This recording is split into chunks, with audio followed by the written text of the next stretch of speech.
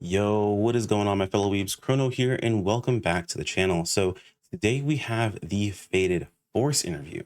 Got a wonderful Force by the name of Mitch along here with us. I'll be introducing them in just a second, but really quick, if you guys have never seen these, essentially the idea here is that we're going to be interviewing top end players in their general classes, basically the people that push their classes to the absolute limit. We're looking for the top 1% soloers, speedrunners, party clears, those sort of things, to talk a little bit about their class and kind of pull back the veil on some common misconceptions or bring to light some common concerns that maybe not everyone talks about. Now, keep in mind, these interviews are going to be very informal, laid back, mostly just a conversation between the two of us to essentially allow to apply a platform to just overall some of these things that I feel like are going to be really interesting to share with the community. You guys are going to see some gameplay footage in the background. It may or may not have to do with what exactly is going on we're talking about at the time. It's mostly for people who are actively watching the video versus some of you guys who might just have this playing in the background. If you're playing in the background, that's totally fine. You're not going to be missing much. I'll let you know if there's anything important you need to pay attention to. But I've been rambling on enough in the intro. Let's go ahead and bring Mitch on and get this process started. All right, so I am here with Mitch. Mitch, go ahead and introduce yourself. Hey, what's up? So I'm Mitch, or Zvalen. I played base PSO2 in the Japanese client since around August of 2012. I actually mained Gunner for a majority of that time, and I went on hiatus around the middle of episode 5 for Japan. Oh, quick Came back question. for Global. Yeah, So apologies to interrupt. So you said August of 2012. What like I guess episode like frame is that, like that's episode like two? that was I played like when it launched. Like, Okay, so we're properly. talking about launch. Yeah, All right. So far yeah, you're pretty the much. earliest as far as anyone has played the game. Yeah, but like, very casually so, because most of the Hmm. time I spent was like on Phantasy Star Universe prior to that Oh, on the another PSU player. Let's Xbox go. 360. Yeah, My on the people, Xbox absolutely. 360, baby. Oh yes. All right. I'm sorry for interrupting your intro. You had it going so it was flowing Yeah, so well. I couldn't find a spot, but go ahead. Yeah, keep going. no, that's totally fine. So I played in the Japanese client very consistently from launch basically to around middle of episode 5, and then I kind of went on hiatus. And Hmm. then when Fantasy Star came back for Global, I hopped back on, and I've played ever since. And for pretty much all of my time in base game, I've actually played Gunner. That was the class I used to main. Huh, And it okay. wasn't until like the Kavaris patch initially, Hmm. like when they first introduced Kavaris, that I actually picked up Force. So Okay. I've been playing it for maybe about a year and a half. How long has it been since Kavaris came out? Since Kavaris came out, probably about a Yeah, year and a half, I want to say, because yeah, the game's about two and I'm a gonna half years old guess. now. So I want to say Kavaris came out about after a year. Yeah, that sounds about right to me. But anyways, since then I've become a speedrunner and time attacker specializing in Force. I'm the author of the Force Guide hosted in Fleet.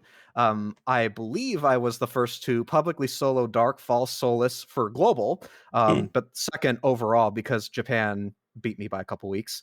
Ooh, That was okay. before the 80 Fair enough. grind cap too. And then after the 80 grind cap, I believe I am so far the only one to have soloed Dark False Solace as of the time of this recording using only Talus. Wow, I'm that is consistently something. in the highest scores for Hmm. uh, Arcs records for Force. Okay. Sadly, I actually don't see many other forces in top 100, We'll which is talk about sad. that. Yeah, exactly. And I'm kind of just regularly in the community channels, just helping forces learn and grow and become better at their class, which is something I have a lot of fun doing. That's super awesome. And honestly, I didn't even think this is so bad of me as an interviewer because you guys already know these are like the first time I've ever done interviews. I didn't even check. Did you want to go by Svalin or would you prefer to go by Mitch? Mitch is fine. It's easier. All right, fair enough. All right, so yeah, I mean that's awesome. I didn't know that you were the author of the Force Guide when we started this out either. So it's gonna be great. That's definitely gonna be linked in the video description. What Yes. you guys are gonna find out is I'm learning a lot as we go along with these because I'm going to these with completely fresh eyes. Like a lot of you guys, I may not know about these individuals. I may not know about some of the things that forces face. Granted, again, I've mentioned previously in past interviews as well as on stream or in YouTube videos that I had the pleasure of, being friends with very good players at the video game. So I get to hear about things, but I don't get to see all of it or I don't get to be a part of all of it. So I'm going to be learning a lot as we go along. But it's cool to hear that you're a PSU player like myself. I loved PSU on the Xbox 360, funny enough. I was Yeah. originally a Forta gunner Played Ooh.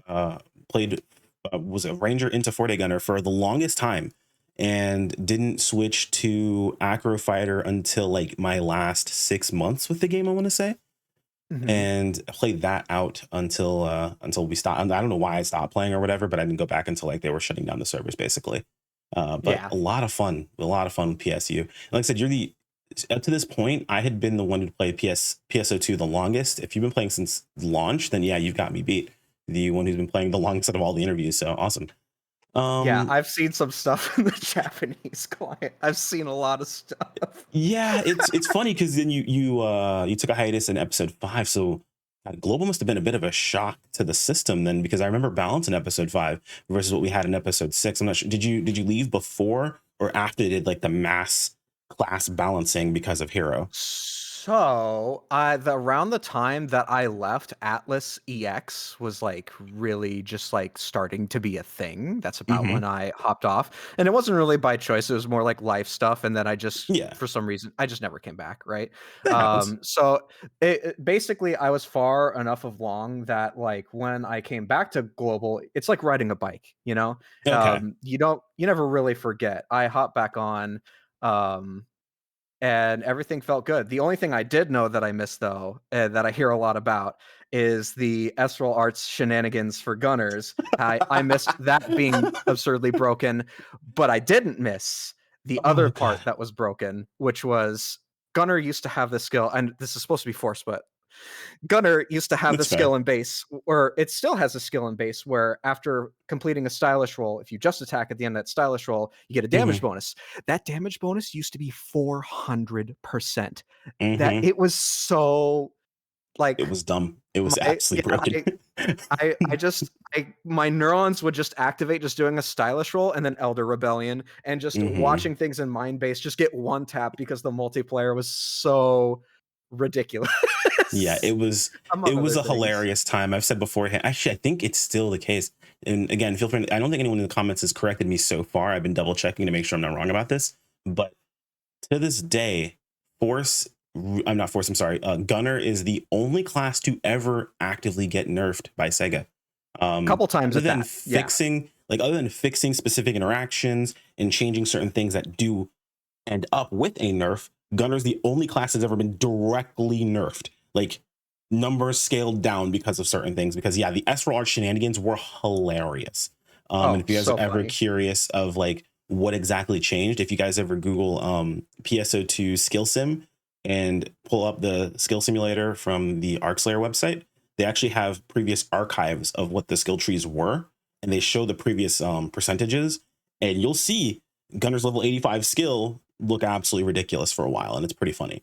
So if you get a chance, feel free. But we have gone off on a tangent already, and it's only the start. Yeah. So that's fun. No worries. We'll leave all this in and actually enjoy these sort of conversations. So we're here to talk about Force. The way we kind of Yes. broken this down is we usually start things out with a positive note. We're going to talk about things that like Force does well. It doesn't have to do it better than everyone else, but like where Force strengths are, even if it's not Yeah. the strongest at it specifically. So what are some of Force's strengths, I guess? Yeah, of course. So overall, it's a very friendly class for new players or players seeking alternative forms of skill expression that aren't just high APM mechanics and reactions. Like how fast can you press the key at the right time and how often can you do it in like 3 picoseconds. It's not a very twitchy class, right? All right, And I gotcha. think that's a good thing because it has a low skill floor, so it's very simple to play and learn and very straightforward to use. Hmm. All the force kit asks you to do really on a surface level is match the element you're using to the enemy's elemental weakness. Tools related to the elements are pretty visually clear and easy to read, at least in my opinion. Hmm. Um, and additionally, the class is ranged, which makes it pretty chill, of course, right? Another thing it's good at is that can facilitate elemental downs. Hmm. It's one of the only three classes that can really. Um, Elemental downs are a big part of Force's damage itself, though, through a skill called Technique Domination. It's one of our biggest multipliers, and basically, during any down of any kind, not just elemental, we get a 30% damage bonus on just our techniques, and we'll talk more about that later. It's not all sunshine and rainbows for that skill. We have mixed feelings about that one, and we'll get into it. Fair enough. Um, but it also lets us provide extra those downs let us provide extra sources of damage for all classes, most of all fighter, but Hmm. extra crit rate for everyone else who's got the Slayer add-on. Right. Um, it's so for Rod, it's got a very forgiving guard, weapon action, however you want to call it. Hmm. The guard can be used as late as the middle of like your technique being cast. So you can actually use it quite early on to cancel your Hmm. like technique casting animation to defend yourself from being hit. And the technique you cast after you guard gives you like a very long duration of invulnerability frames. So it's very, very safe. So in those senses, it's very, very friendly for somebody who is just learning the game or kind of sort of getting like a grip on how to play. Hmm. So it's very generous. It's great at clearing waves. This is kind of the thing that people think of with Force, right? It's great at clearing waves. It's specifically dealing with enemies that are very spread out. Hmm. Techniques, not so much, but Talus is really good here. It's kind of what Force is good at. It's the quote unquote the PSE king, right? When I you see. think of PSE bursts, you think of either Force or Force on your subclass because you just need the infinite photon points, right? Exactly. Um, Exactly. uh, any content featuring hordes of enemies, Brig Defense, Geolabs rank 1 and 2, anything like that, generally that's where Force can play to its strengths in dealing with a lot of enemies at once. Hmm. And I kind of touched on this earlier. It's not a very high APM class. However, that doesn't necessarily make it this easy two button class because the way you sort of express your skill on Force, its skill ceiling, is rooted in managing your cooldowns and the elemental skill systems rather than raw mechanics. Like a lot of what you can do as Force is based more on how you use your bigger, more impactful skills and how reliably you use the elemental systems rather than a lot of high attack speed combinations that you would associate with a lot of other classes. So in that sense, actually, the ceiling is deceptively high for Force. Yeah, Force does really get the bad rep, I think, as the easy two button class, and I think some amount of that is true for, especially for maybe more casual players or Force tourists, I'll say. Um, However, it couldn't be further from the truth when you try to push Force to its limits. You got to manage all your big active buffs, like the PP recovery, photon flare, Hmm. um, your big active cooldown attacks. So 3 compound techniques, your photon blast. You got to manage all that. You have rod impacts, which basically after a certain amount of technique damage dealt, your normal Hmm. attacks become these empowered elemental AoE attacks that are quite strong compared to Hmm. the rest of your kit that basically do what the techniques do, but they're a normal attack and they do more damage and they regenerate PP. It's pretty good. Yeah. But it's very easy to waste them. Hmm. And you got to manage all your elemental systems. We'll get into that later, and you got to basically manage all of these systems and these cooldowns and these timers without wasting a single component of any one of them, all while mechanically holding your own against whatever the enemy is doing and fitting all those systems around their attack pattern with the same care to not waste or drop anything. So there is mechanics to speak of. Hmm. I just think that of all the classes, Force is probably the lowest like mechanics, like in terms of like how fast you need to react, how much you need to react, like how often are you clicking and mashing buttons, right? I Right. think it's Right. probably one of the more lenient and relaxed and chill of those. But mentally, it is gymnastics. It is Cirque du Soleil in the brain to manage everything and do it right. And I think that's what I personally really enjoy about Force. I think that I find that play style to be very rewarding is managing all these things and using them perfectly in their perfect context and not wasting a single thing that comes off cooldown. It's all very fun, at least to me. And that's really where Force's skill ceiling lies, which I actually think is quite a good thing because I think compared to every other class, I don't think any other class really offers that kind of experience to that degree. That I think it's an element in other classes, but I don't think it's like Force's whole thing. It's not just a part of it. It's the whole class is like that. Yeah, I mean, I'm trying to think of other classes now that kind of have a similar setup to how many different mechanics they're kind of juggling around a bit if you're trying to optimize all of them. And I really can't think of a lot off the top of my head. I mean, the closest I can think of is like maybe Tector in some cases, but not as many. But yeah, cooldowns wise, like all of that stuff together, I feel like there's nothing really that comes close to how much force actually has that can kind of mess around with. So that's pretty cool. And I mean, yeah, I Yeah. mean, when you think about most things when it comes to the range, I mean, I've picked up Force and I've played it. I, well, I can say from when it's been a long time, but when NGS first released, part of what our streams were was leveling every single class in the game, playing all of them. So I remember my time specifically on Force. I played a lot of Talus at the time because I wanted to mess around with Talus, but picking up a rod, it felt very comfortable to start with. I didn't feel like I was super in the mix or like trying to figure out different combos or anything along those lines. It was just pretty chill. And Yeah, then it you is a could kind very of chill weapon. graduate your way into like dealing with more, going from being super far away to like pushing yourself into being close to the enemy. That way you're able to get counters and things of that sort. And it felt very like very natural to flow your way into. So yeah, I honestly I feel like that's totally. I mean, it's totally reasonable. And yeah, I will tell you guys, someone who's been playing, I've always said I play a ton of MMOs. I love playing MMOs. I'm addicted to plus one. What can I say? So like I've been recently playing a lot of BDO, and I can tell you from someone who's playing a game now where you have to pay attention to like combination button presses and all this kind of things. It feels like you're playing a fighting game, but you're playing an action game. It's almost like playing Devil May Cry in an MMO setting, which is kind of insane. Um, Low APM is not a bad thing. Actually, in BDO, APM is actually something people really want for a lot of classes because it makes it a lot easier for you to take on those extended grinds and things of that sort. So that's actually super awesome that you even mentioned that. Yeah. That's kind of how that works out. It really lends itself to the skill ceiling too, or at least Hmm. if it's something you're interested in like climbing towards, like how do I get better with force? What do I do to kind of push my limits?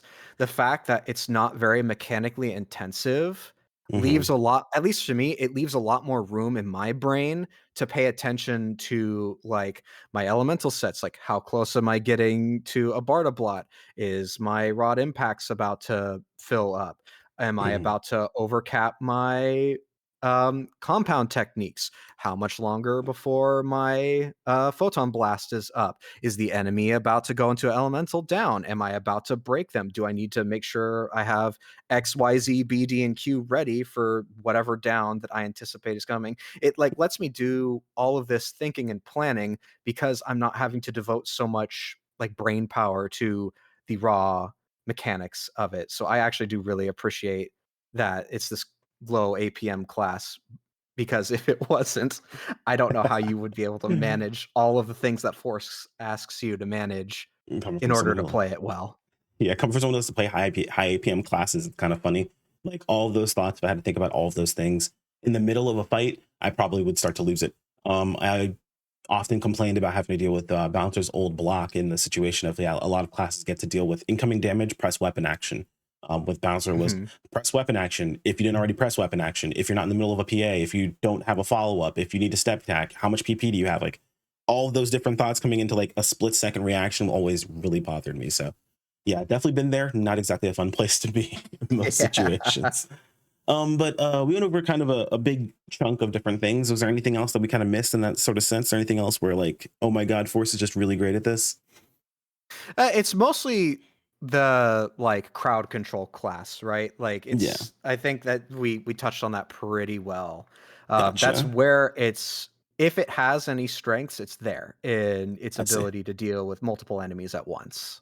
Gotcha. It's funny because you also mentioned the fact that it was like the PSE king, and I always saw it that way as well. Like it was the king of PSEs. You would always like people would ask like, "Oh, I need a farm. Like, what do I do?" I was like, "Just sub force and go. Like, you're gonna have infinite Exactly. PP. You're gonna be fine. Just do that. If you don't need anything else, you're good to go."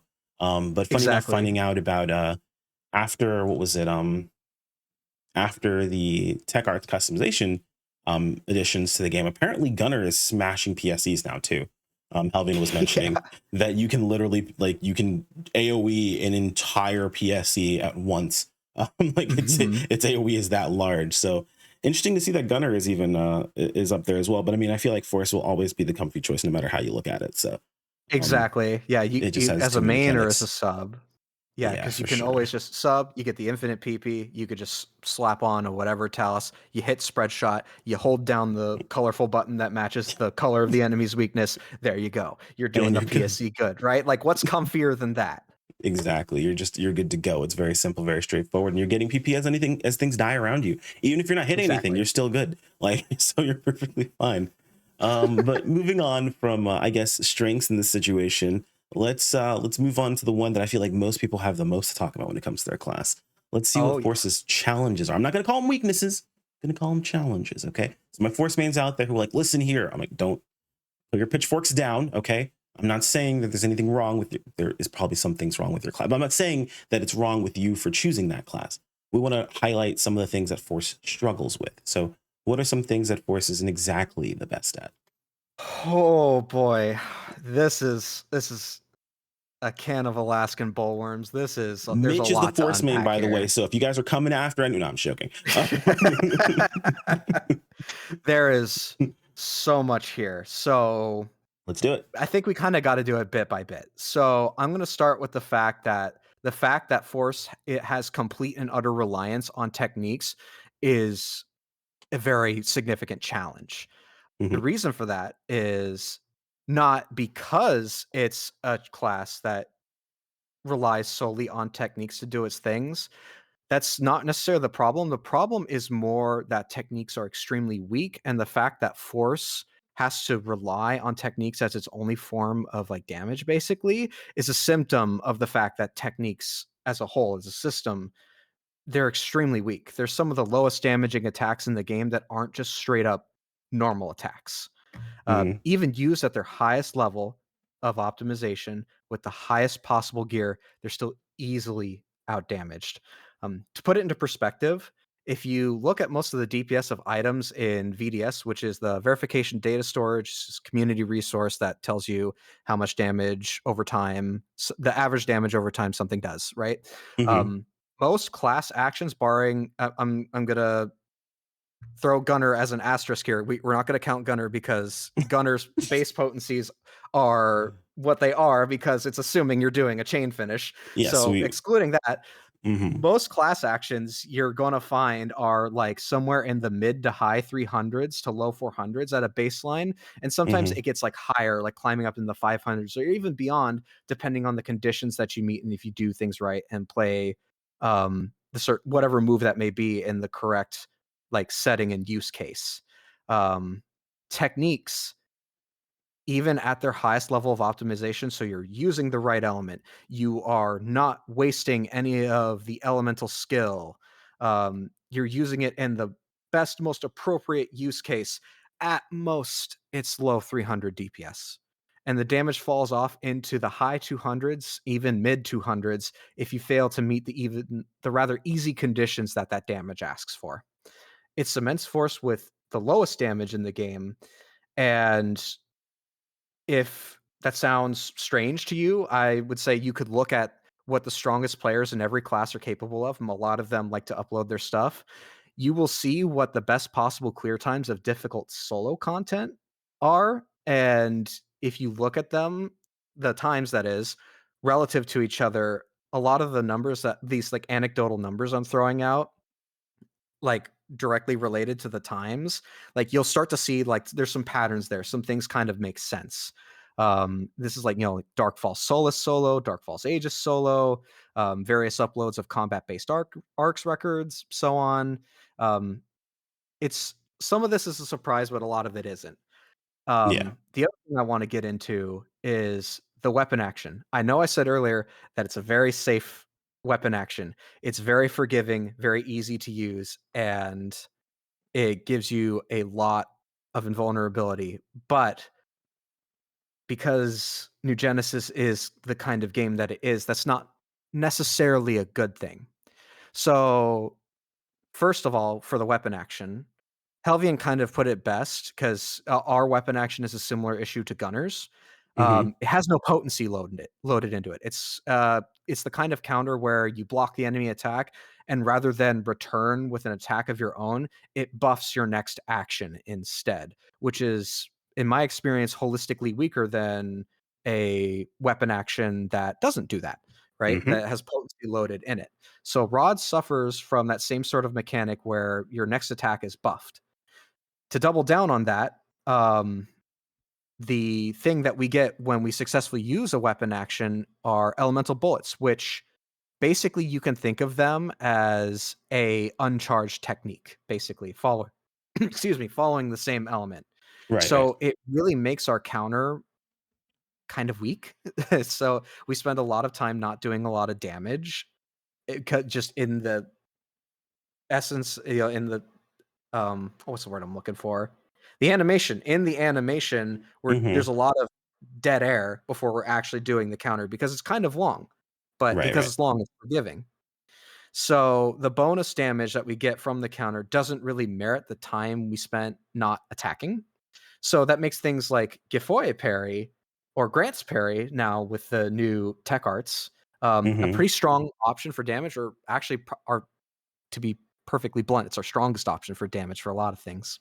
Right, right. So to kind of quickly get into that, Gifoye parry, Force has one technique without tech arts that can guard an enemy attack, and it will activate these elemental bullets that I spoke of at the same time, and that's Gifoye. So a Gifoye parry is blocking an enemy attack with that technique, and basically it's very Hunter Arts Avenger styled kind of play where you basically block the enemy attack by attacking them when they attack you, Yeah. and it's You're pretty attacking strong. into. Yeah, exactly. It's pretty strong. It's like what? It's like 503, 507, somewhere in there. It's like low 500 DPS Hmm. out of the elemental weakness, right? So we're already like almost 200 above like what your optimal everything for every other element in its weakness is, And like to just give right a out the gate. right, and to give you a bit of context, I know some people are hearing numbers and you're thinking like, "Oh, what does that mean? Like, where are we getting these damage numbers, DPS numbers?" We're going to leave a link to the verification sheet in the video description as well. But you don't really get the full picture by looking in game at the potency that's provided, because a big thing you got to keep in mind is there are different levels of animations. You have different amounts of time that go into a lot of these things. So certain PAs that may have a high level of potency take a long time, so their actual active damage ends up being really bad. A thing to keep in mind that some of the numbers that were tossed out here, so for a bit of a comparison, I can give you guys was Mitch mentioned, you know, low 300s into like high 200s is a very commonplace for force. For bouncer, a lot of our PAs you're looking at when I mentioned that bouncer is not shirk in PA situation. We're actually very powerful here. You're looking at a lot of PAs in the high 300s, some cases pushing into the 400s, depending upon what you're doing. So, and that's consistent. That's not counting blocks mixed in. That's not counting if we have to step count or something. That all of those things are a consistent thing. So you can see when the numbers come in, it's pretty bad for a It lot of we techs overall. And we pretend to not see the 720 DPS jet sweep jolt. We just pretend to not see Okay, it we're not. because We my talked god. about Jolt. We were there. Okay, we did the talk about Jolt. We've had that conversation. But Yeah, no, we I do not see it. it's a very high amount of damage that happens. And then another thing to keep in mind was, and Helvin alluded to this in a previous interview. If you guys haven't watched that one, definitely recommend checking that out. And Mitch is mentioning it now.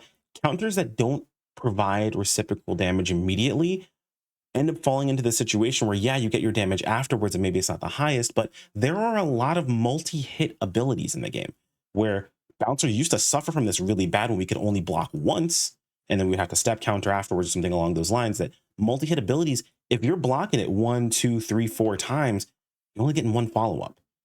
This happens really bad with gunner, and it happens with force. If they're just blocking abilities with their weapon action like 3 or 4 times, they're not getting 4 follow-ups afterwards.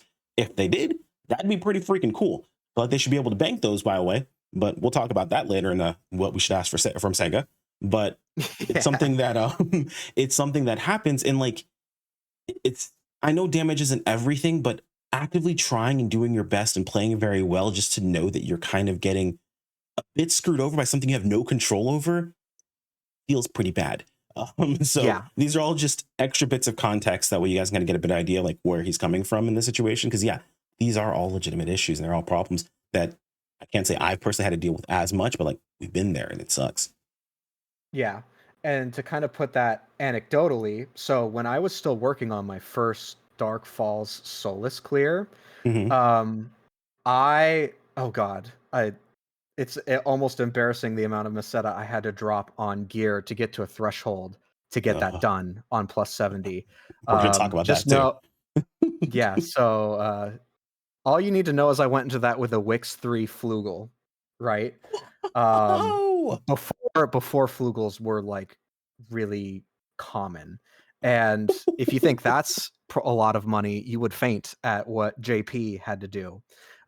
Just to quickly touch on that, uh, Nenene, who is one of Japan's top forces, if not the top force, they're the first person to clear Darkfall Solus solo using Force. Did hmm so with a Fatal 5 Tisa rod in a pre-Flugel market. I want you to think about that a second. A pre-Flugel market, Tisa Fatal 5. So if that you think probably my Wix 3 Flugel, like, oh, wow, that must have been expensive. No. It probably yeah, pales in comparison to what they had to shell out just to get a clear that was seconds from timing out into not being a clear, right? that is insane. So I got like a 1448, I think, somewhere thereabouts without looking, when I got my clear. To put it into perspective, comparing top level force play to another top level player, Ivu at the time was also doing some Darkfall Solus solo practice and managed to get a 1327 using a Termina 4 Verschmelz rifle launcher. Think about that a second. Termina 4 Verschmelz is more than a minute faster than Fixa 3 Flugelguard. That is the kind of disparity that we are talking about here, And just to throw out sort of an anecdotal example to be fair, of, Ranger is kind of insane on that fight. If you're playing it oh very well, yeah, it has access to some pretty crazy stuff. But the disparity in weapons is absolutely ridiculous. exactly. That's Like that's it more is of what I wanted insane. to highlight. The fact that the gear gap was hmm seemingly so large, but the time, like, Ranger is just so much a better class, especially for that fight, hmm that they could I could just get time gapped like that, like it's nothing. So which brings me into my next point, our single target DPS. Oh Oh God. my goodness. Oh So God. I would say Force. So Force has some of the, if not the weakest single target DPS, and that's regardless of our counter opportunities. So in high counter content, low counter content, doesn't matter. We're usually bottom of the barrel when it comes to single target damage potential. Um, in fact, we are our weakest in high counter opportunity content for the aforementioned reasons I gave around our weapon action being too safe, too long. Because what happens is with a generous weapon guard, um, we get too much invulnerability from it. So we actually end up missing a lot of extra counters that we could be going for that other classes have the leisure of going for, on top of our potency, or our weapon action not being potent, not having any potency in it, right? Right, So not right. only are we doing these actions that have a lot of dead air, we are on top of that missing counter opportunities with that weapon action. Whereas most other classes would be rewarded by it. So it just translates to lots of downtime with DPS, scaling with the number of times we have to guard. Guard itself, it's too hmm safe. It makes us miss a lot of stuff in terms of counter opportunities, and counter damage itself is pretty weak. So I mean, of course, this is with the exception of Gifoy and now Type 2 grants, right? Which are hmm actually quite good. Good enough to the fact that you can disregard elemental weakness entirely, and it's probably the best thing you can do. But between low technique base damage and Talus Convergence Shot, which would be our other single target option, being 302 DPS after we get the markup, there's really no consistent DPS option that exceeds kind of around the 330 range besides Flame Parry and Grant's Parry. So on top of that, our biggest moves still tend to fall behind the basic actions of other classes. So I mentioned earlier the dreaded 720 DPS jet sweep jolt. Um, to put Yeah. that into perspective, I mean, we talked a lot about how strong that was, or we didn't, but you and Nep did quite a bit, Yeah, that yeah, for and, sure. and the It problems that makes literally for Bouncer. uprooted all of JetBoots into 3 buttons, which is insane. But man, Well, I let me hear tell you, 330, and that is the low end. Like that is the abysmal low end for Bouncer when it comes to PAs, and that's your high. exactly. So that's insane. That's our peak. That's assuming we don't mess anything up. Remember earlier when I said there's a lot of mental gymnastics of optimizing this and optimizing that and not dropping Right, this and right, making sure not to waste that. This is assuming you do everything perfectly, right? right. Um, but to put it into perspective, our compound techniques are big moves. Hmm. Um, Famelgian is 501, Barantian is 508, and Zandian is 568. All handedly lose alarmingly to Jet Sweep Jolt, I could right? step counter almost for as much damage. Correct. It's And wild. keep in mind, these are big, impactful skills that take like 7 seconds to cast. They're big, dramatic cast animations with big, flamboyant explosions. They're like these visually awesome things. And the damage is just. Yeah, I'm thinking to myself, I'm like, dude, I know how often I complain about how long Pinion takes to cast, but at least it does damage. Imagine Like, having 3 different pinions and all of them and kind of all do like suck. roughly the same thing. And you have like, so yeah, it's actually, that's a pretty good example. So imagine you have 3 pinions with 2 charges of pinions, right? Hmm. So you could like charge up to 2 stocks and then you can pinion A, pinion B, right? So like, imagine all of that and like it's like subpar DPS for all that time spent doing that big dramatic animation. And like another So context moment for you guys is like yeah, a big portion of a problem with those PAs, and I mentioned it like with the counter opportunities and things like that. I know for some people it's not exactly always super easy to tell, but think of an attack coming at you, right? You've got 3 attacks or 3 hitboxes coming towards you. You can counter for, let's say, we're gonna use Bouncer as an example. You can counter like 500 damage. So each of those counters, you're getting 500 damage, right? Now, let's say you take the same situation and instead you use an ability during that. You're invulnerable for the entire thing, but your ability does like, let's say 1,000 damage. Well, now you're net negative by 500 based on if you would have just countered. That's something Force deals with consistently. That's something that they're gonna have to deal with in any of their abilities that just take a long time to use. Something I deal with personally whenever I use Pinion. It's why you don't see people like if you ever watch speedrun content or high end content, you see them not using a lot of those long drawn out animation abilities during attacks that are coming at them multiple times because they want that counter damage. And it ends up being more. They end up having a net loss in damage by just wasting all of that time with that ability instead.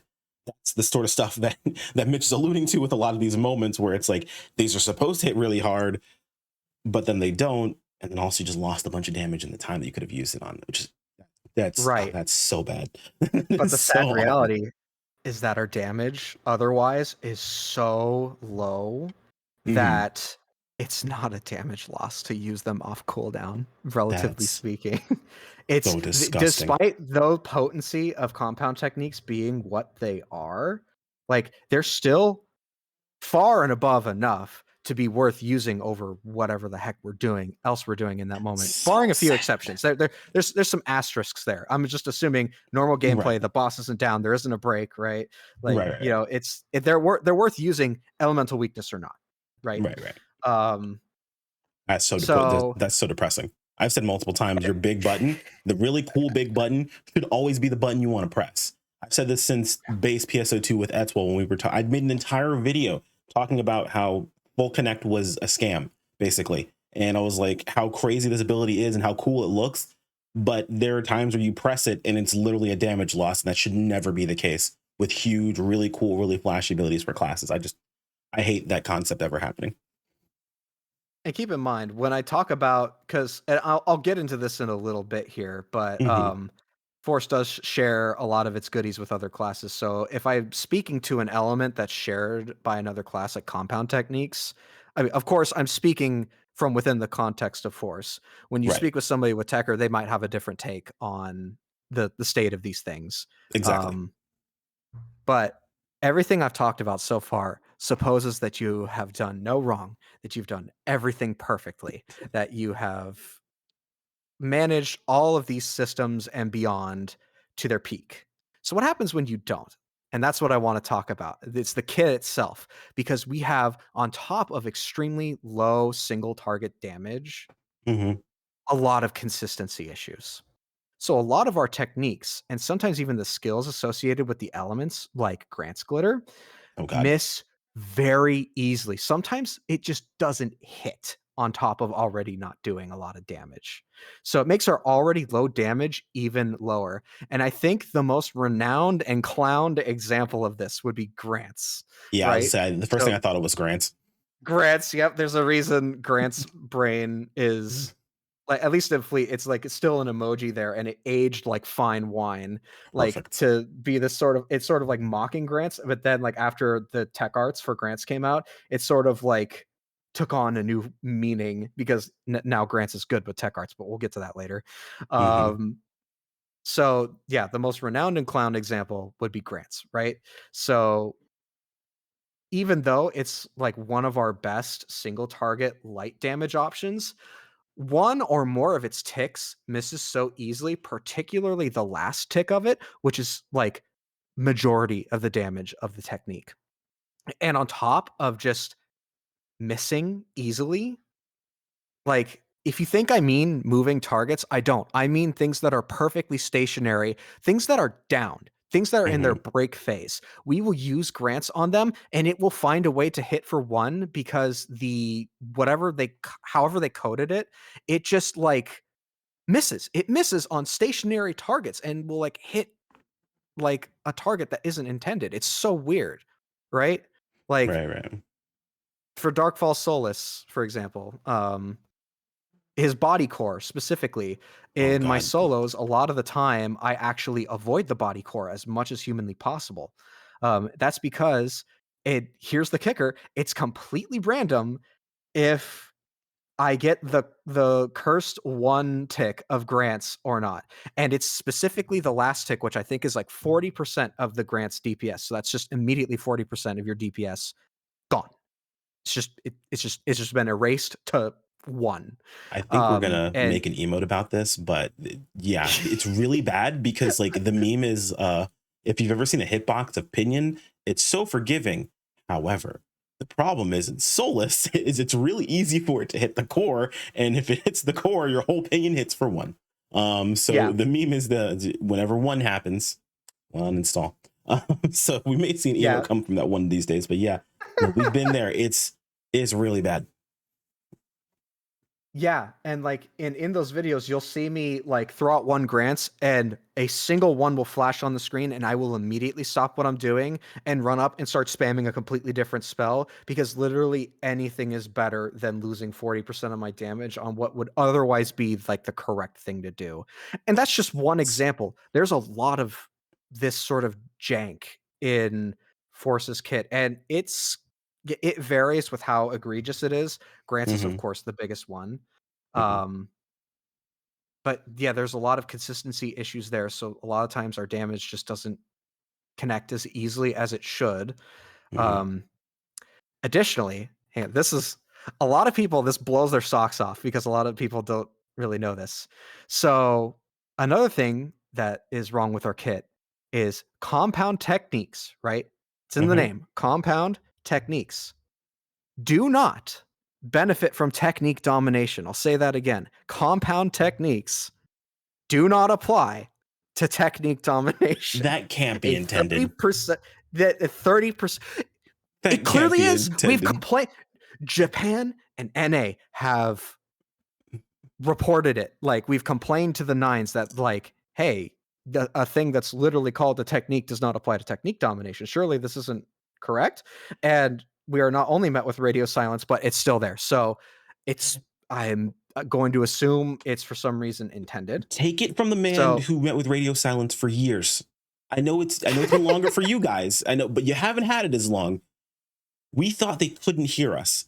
I can't believe that that is intended. That seems, and even if it is intended, I feel like something is going to change. That doesn't make any sense to me. That just right, that that does not it's make any sense. bonkers. And so here's what it does to our gameplay. So it puts us in this position where if an enemy is downed in any way, shape, or form, we can't use compound techniques and roll for our extra crit, like the extra higher crit chance that like Mhm. most other classes can on their big moves that they normally save for downs, like Mhm. everyone else can. That's Excuse me, because it is higher damage over time. Like throughout if you look at the collective of like a single fight, mhm. it is way more damage to send your compounds outside of a down as often as humanly possible.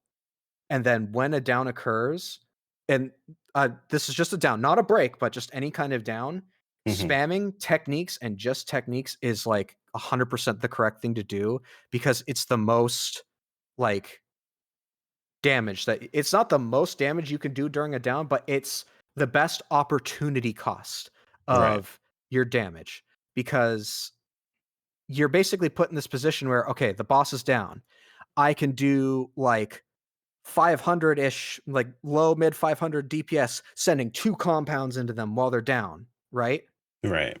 Or I could spam I could just spam techniques while they're down, which gain 30% extra damage, right? So that brings our like low 300s up to like a what? Like high 300s, right? Let's just throw a Yeah. ballpark out there. Right. And then when they're out of the down, I could just use the 2 compounds anyway and still do that same like low to mid 500 DPS.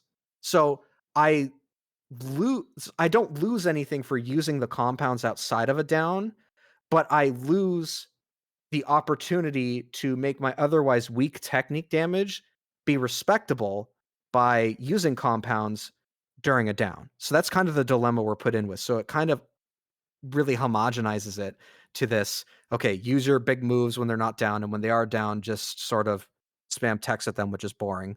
And Mhm. the only exception to this is, of course, break. You know, the damage multiplier you get on a break is so insane that like it's just bonkers to not send Yeah, both you just compounds and your PB and yeah, like you everything, like send just unleash the everything that's floodgates. big. You just send everything Correct. plus the kitchen sink, all of it. Just throw it all at them. I get Exactly. Yes. it. So of course, I am not meaning breaks when I say all this, but generally Right. speaking, Just that's downs. the dilemma we face. Mhm. Um, and the other thing is that some of the elemental skill sets are just really inconsistent to use. So following Grant's, what I said earlier, the glitter is just as Oh, jeez, inaccurate as glance some of the glitter. Grant sticks itself. Okay, so Grant's type 1 Mhm. fixes some of this issue, right? So instead of just this like boom, boom, boom, like this like quick little rapid succession hit where anywhere from one to all of the hits can miss depending on how much the boss is moving and how fast, Right. um, it coalesces it to a single attack. So just one like boom. And these are the tech arts, by the way, guys. Yeah, We'll move this right is into tech these. arts. We'll move right into this right here because I was going to ask about it anyway. How the tech arts kind of change things up. So yeah, these are the tech arts. So the type one version of grants is just making it one big hit, I guess. Yes, correct. Okay, cool, cool. But it puts the charge time basically identical to Giveaway, Which is which is insane. 8 seconds. Yeah, so it's a long charge. So even though it's like whoa, it makes it like one hit, so it's like less likely to miss, and it's 20% extra potency on the charge. That's crazy. Not really. It's actually a couple potency less of just normal grants once you've factored in how long it takes to charge Hmm. grants. But here's the thing: even with that the glitter still misses. The glitter also becomes one hit, but it follows semi-significantly after the grants itself. So if the boss is moving like decently enough, Hmm. it'll either hit the part you did not intend for it to hit, or it'll just straight up miss. And that's just glitter. Jeez. Um, there's also Zonde. So Hmm. Zonde clad is another big issue. That's one where you do 10 instances of lightning damage and your next charge lightning technique is like uber. It's like strong. Hmm. Um, but it's so you charge it too quickly. It's so easy to overstack your lightning that you're actually like your opportunity cost, your lost damage for that is theoretically quite large because let's just say this. So in the time that you're charging a Zonde, right? Hmm. You're going to detonate the clad. You have an uncharged Gizonde orbiting somewhere, and it's like zzz, zzz. it's tagging something, right? Right. Even then, in the time it takes for you to throw out that charge Zonde, your uncharged Gizonde has probably poked something like 3 times, which is already putting you behind 3 stacks out of the 10 that you need for your next clad. So it's quite wasteful as an element. It's really hard to optimize. In fact, it's nigh impossible to optimize. And it's Mm, really clunky to use for that reason. It's really frustrating mhm, because one of the things that I write about in the guide and one of the ways that is sort of established for playing Force and playing it well is a mhm, principle of managing your elemental waste, which is basically just a theory that says, the your highest path or your best path to do the most damage is one where you are the least wasteful for elements. So, following that ice, for example, you hit something with ice 6 times. Cool. You have to guard an enemy attack and you counter it with an ice attack, which has elemental bullets. So you hit it with ice 2 more times. So that gets you to the seventh that you need, but then you have this eighth hit that gets wasted. So you do your charge, Barda, you detonate the thing, and you start over at 0 to 7. That in and of itself isn't a big deal, but repeated over the course of a fight, you start to realize how many like fully stacked Barda blots you begin to lose mhm. because you've wasted like and like one hit here, one hit there, maybe 2 hits here. It adds up really quickly, and that's kind of what the principle of managing your elemental waste sort of supposes, is that the better you can manage that, the better your damage is. So lightning is horrible. It's horrible. It That is the sounds terrible. worst. Yeah, that sounds Yeah. really irritating to have to deal with, especially since I mean, for Bardo, at least for Bardo you sort of kind of get a visual at some Yeah. points in the mix, but like I know from my own experience, just spamming Zonde, like it pops up whenever it's capped. So I can only Yeah. imagine trying to keep up with exactly how many zaps go off is on next to Yes. impossible. So yeah, that's That pretty crazy. That and, like, not only does it need 10, which is kind of a high number of stacks, Yeah, it's kind of ridiculous. you have multiple ways to stack it at the same time, which make it a nightmare to count your stacks. So even if you're, like, really dialed in and focusing, like, okay, 1, 2, 3, 4, 5, 6, 7, like, you're counting the stacks as they come and getting ready to anticipate to use that clad as quickly as possible to minimize your waste, like, even if you do that, it's like inevitable. You will waste with lightning. Mm, It's nothing you can avoid. Um, yeah, it's just kind of brutal. And not the other elements aren't as bad as that. It mhm. kind of varies from player to player on how much they have a bone to pick with those systems and how easy they are or aren't to manage. For me Yeah. personally, I don't like light and I don't like lightning for the reasons I've mentioned. I feel Everything like else is it's okay. I feel It like light like is kind of universally disliked. And yeah. for bouncer just doesn't work. Like Yeah, it just the does it takeaway straight is up doesn't work for it just doesn't bouncer. work. So I'm like that's fun, that's cool. My It's understanding just is a that pretty Hulu. fire is the Giga Chad amongst elements because you don't do anything. It just works. Yes. Like, and that's Even really for sad. Force, it's the That's Giga so Chad sad. because from a waste perspective, it's impossible. You can't waste on fire. It's Yeah. passive. As soon as you meet the threshold, it just explodes. It just does its thing. There's nothing Hmm. you have to do to make it go. It just goes. It's awesome. It is my one of my favorite elements because you don't have to track it. It's not a That's system you have to like engage with. It's just there and it's working for you without you having to work for it, which is not something I could say for like 4 other elements in the thing. Light is also kind of the same way, but because it's like kind of jank in the first place, it's like questionable if it's really working for yeah, me in the first it place, right? works for itself. Like it just does what it feels like doing when it's ready to do it. So like you don't have to do anything for it, but like it's a crapshoot on if it's gonna actually do what it says it's gonna do. Right. From what I understand. But moving So, back to a previous topic, you yeah. did you started the kind of the conversation with there. Not, I guess not to push anything or anything along those lines. Was there anything more you want to kind of go with, like as far as weaknesses go? Because I'm pretty sure there's probably quite a few of them. Oh, there's a little bit more for there's one Go more for big it. sticking point for weaknesses. Yeah, go for it. Um, because we've got not great damage. Our kit's a little jank, to be perfectly honest, right? Hmm. There's a lot of mechanical issues. On top of everything I have discussed, Force also has a pretty significant identity crisis. And what I mean by that is there's almost nothing in the game the Force can call its own. So the only thing the Force that has that's truly its own is the Photon Flare active skill, Rod Impact, and Elemental Bullets. That's it. The elemental skill sets are shared by Tekker and Bouncer. Tekker has the same compound technique access and can use Talus with the exact same wave clearing potential as Force, on top of having the exact same skills in the tree for Tricky Capacitor as us, just Tekker specific ones. Bouncer and Tekker can both cast techniques with the same raw potency per individual cast as Force. So not the same DPS, but the same raw potency per individual cast. It's different because they have different cast times. Right. As classes, they contribute comparable or superior amounts of elemental down factor as Force and provide elemental downs all the same. They share these components of Force's kit while offering way more damage individually and utility that supports themselves and the team. So in the case of Tekker, that would be Shifta and D-Band and all the perks that come with it, all the extra skills they could put into it. For Mhm. Bouncer, that would be physical and elemental decline, which speeds up how quickly a down can occur Right. from two different ways. The other problem is that elemental downs are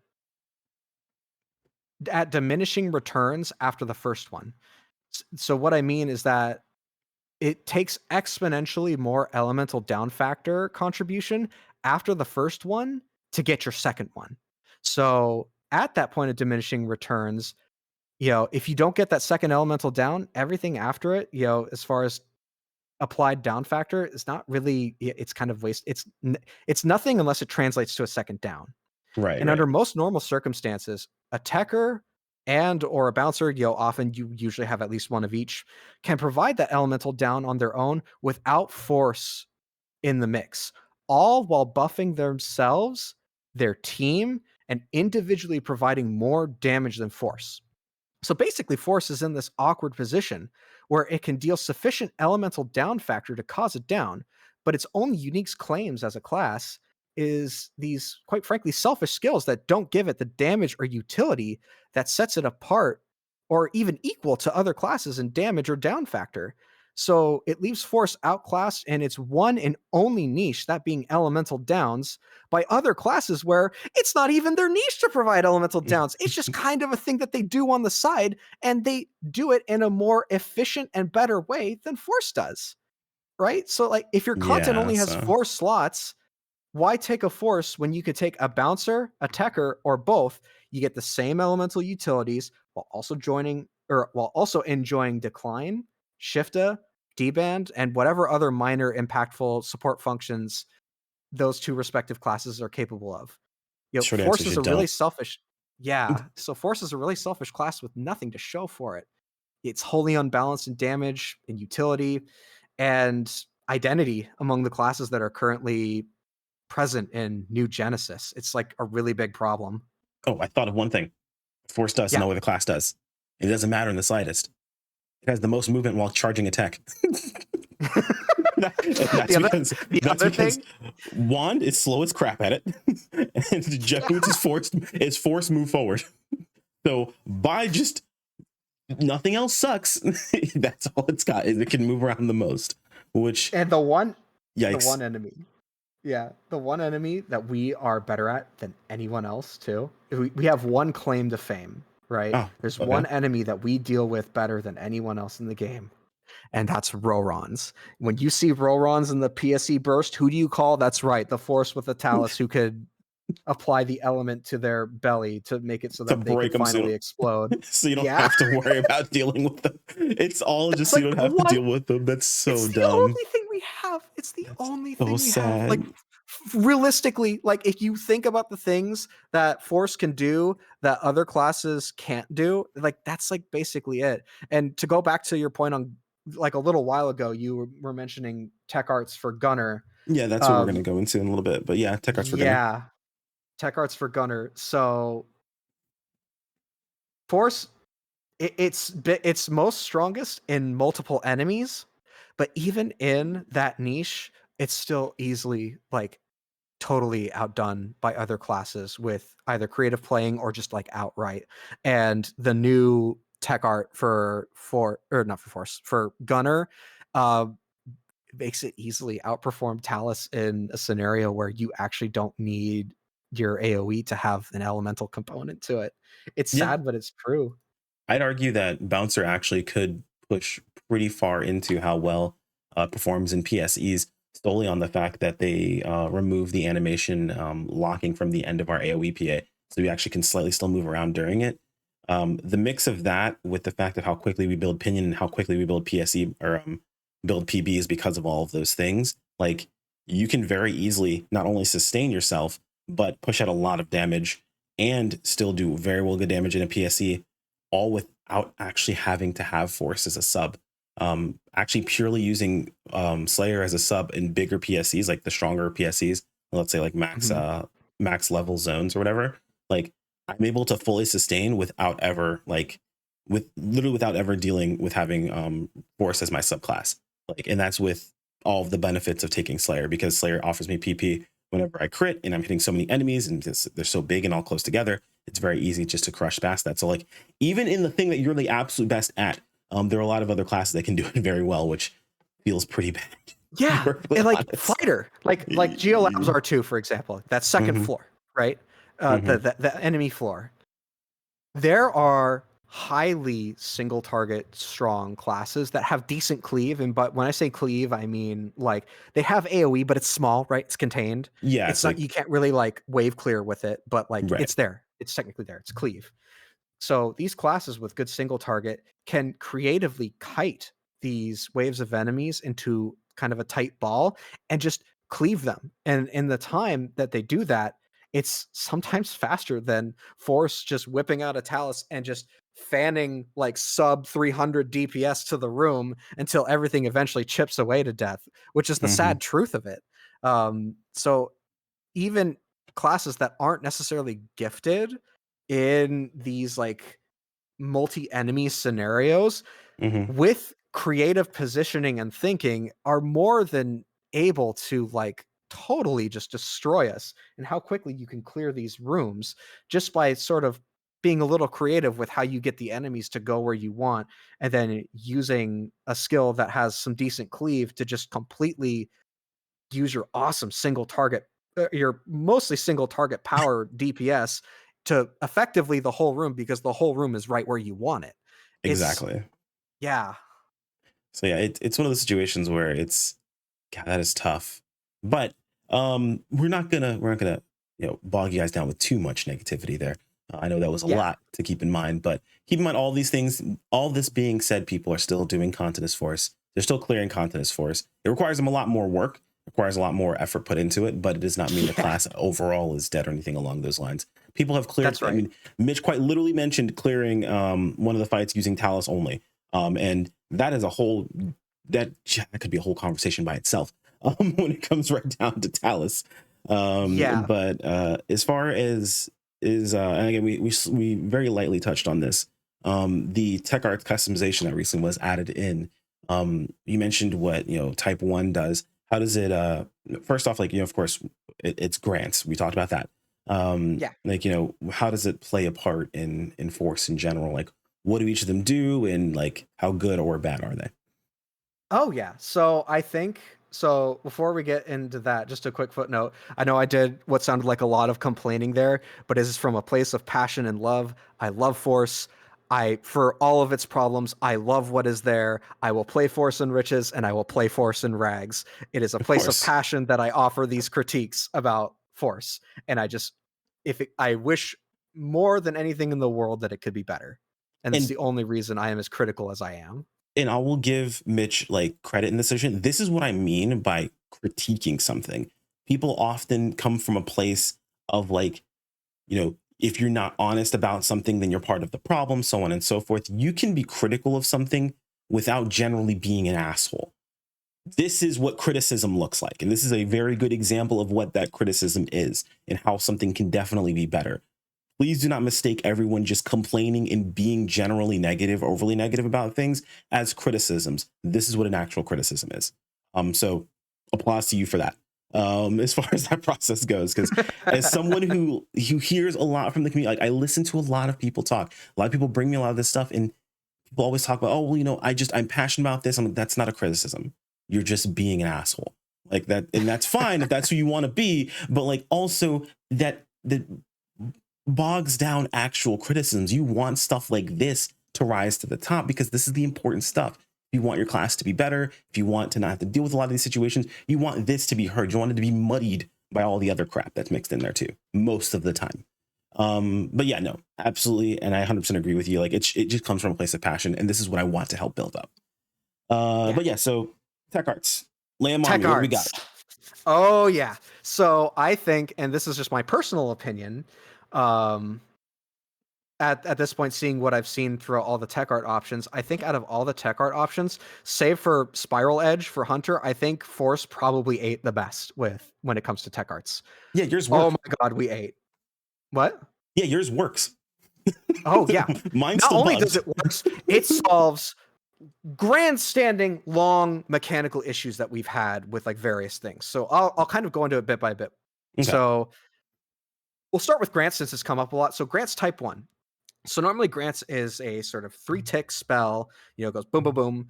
And, it's not the fastest. It's not hit scan. So they're kind of floaty projectiles. So one of the problems Forces has always had with that is that like the first tick of Grants is really the only one that's like semi guaranteed to land. And the rest of them are just, if Hero or I wills it, they will land. What is nice about type 1 is that it condenses the multi-hit nature of this technique into a single hit. Okay. It does the same with the glitter too. So this really greatly alleviates this issue of the technique's ability to miss part or all of its damage. So it just joins all the swords into one and it falls in one spot. And your trade-off for that is that extra charge time. So it kind of becomes like a light charged Gifoye. So it's the second spell in the or technique in the game where you have a 0.8 second charge time instead of like a 0.5 second charge time, right? It's a little bit longer. But the trade-off you get is that it's extremely reliable for tracing a moving target. Darkfall's interception, tell you what, type 1 is money. But it's not the one that I would choose for, like, if you had to like pick a craft to replace the technique as far as for your everyday choice, it's not the one I would pick. Because at the end of the day, it is technically a small DPS loss on paper over the original Grants. But in practice, it's probably quite a bit of a big DPS increase because it's easy to assume that if you're using normal Grants, you're just missing some of the ticks anyway, and that's just the way it is. And you're not missing with type 1, so you're kind of picking up damage that way. That's kind of the nature of it. And so I think they balanced it quite well as far as the numbers go, as far as what it was before and what it is after once you max it. Yeah. That's the other thing. Opportunity cost.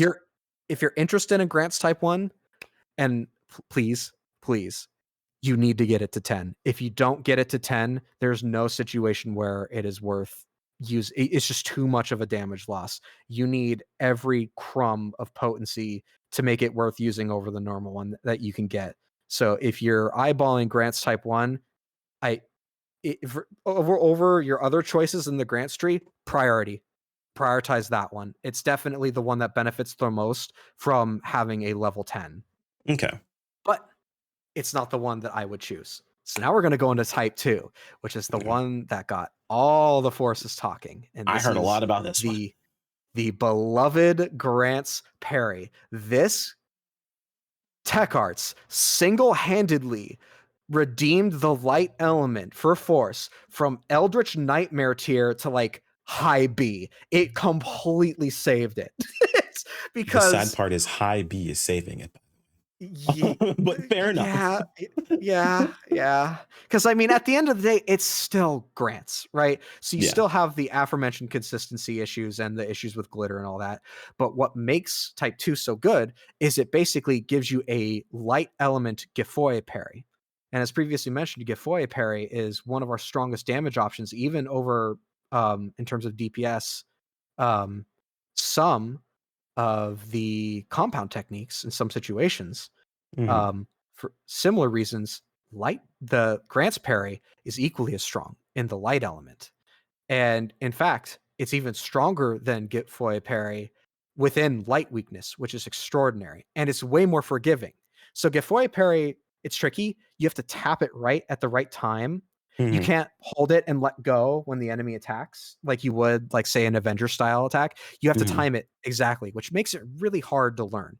A lot of forces that I have coached in the past, that's like one of the things that they really, really struggle with is Hmm. that I want to do flame parry. I know it's like this big awesome thing and it's like one of our highest damages, but it's so hard. How do I do it?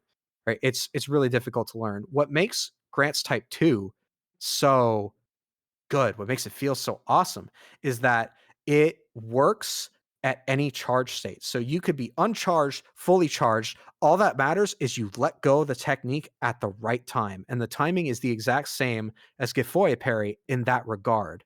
Oh, So not that's really only is good. it much more comfier to use, and it's an amazing damage option compared Hmm. to what we've gotten historically up to this point, mind you.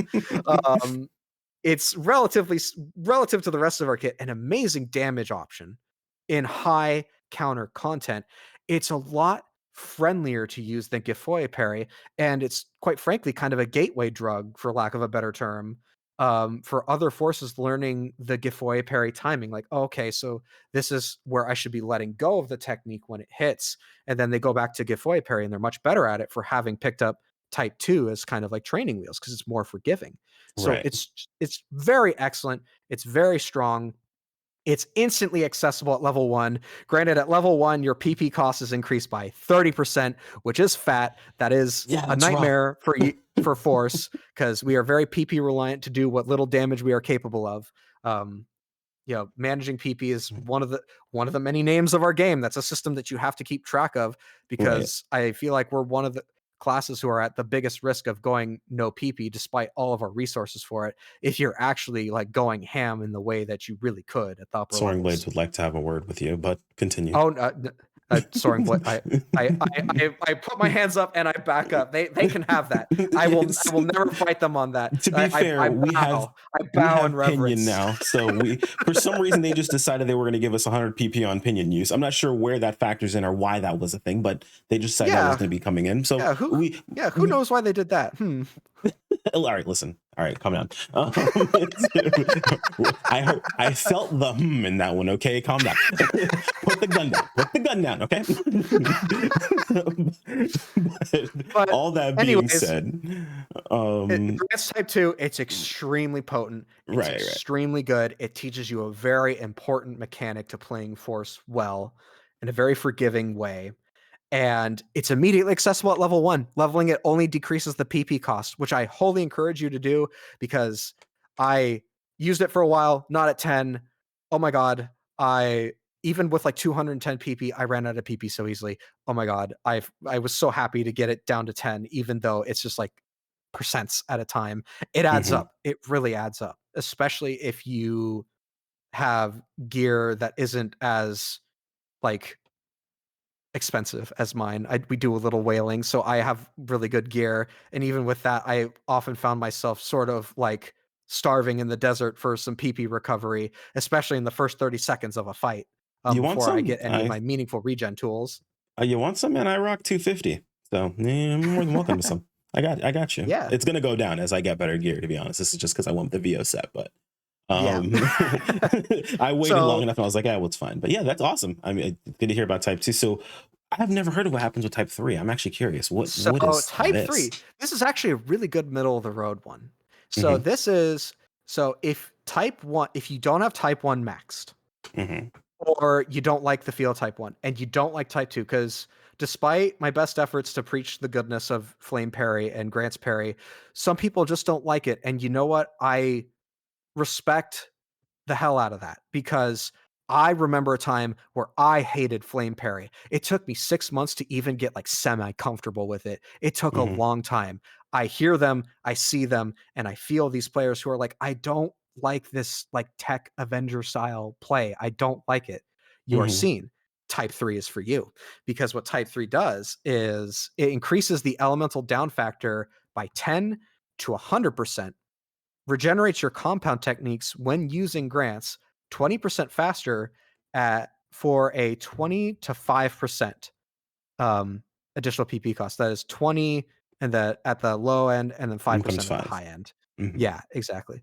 So it's really like if you don't like the first two, you can't go wrong with it. It's just a straight up buff to grants, right? And it's That's still awesome. good to have because there might be content where you need that extra down factor, like you really need to kind of like lay into a light boss and get that down quickly, or Mhm. sometimes even get a second down, which is the fun part about it. If you Mhm. get it really high up at like level 10. It's your do no wrong craft. If you don't like the first two, it's a straight up buff. You'll be glad to have it. It's good. It is just, I have nothing bad to say about it.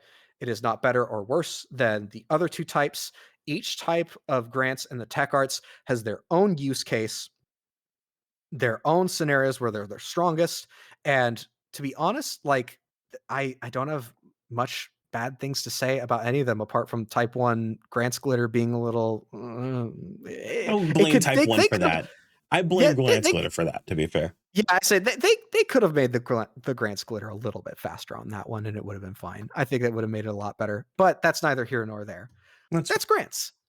So okay. Grants was one of the stronger contenders. And now I think we'll go into probably the second biggest glow up, Mhm. which was Foyer, actually. Foyer got some good stuff.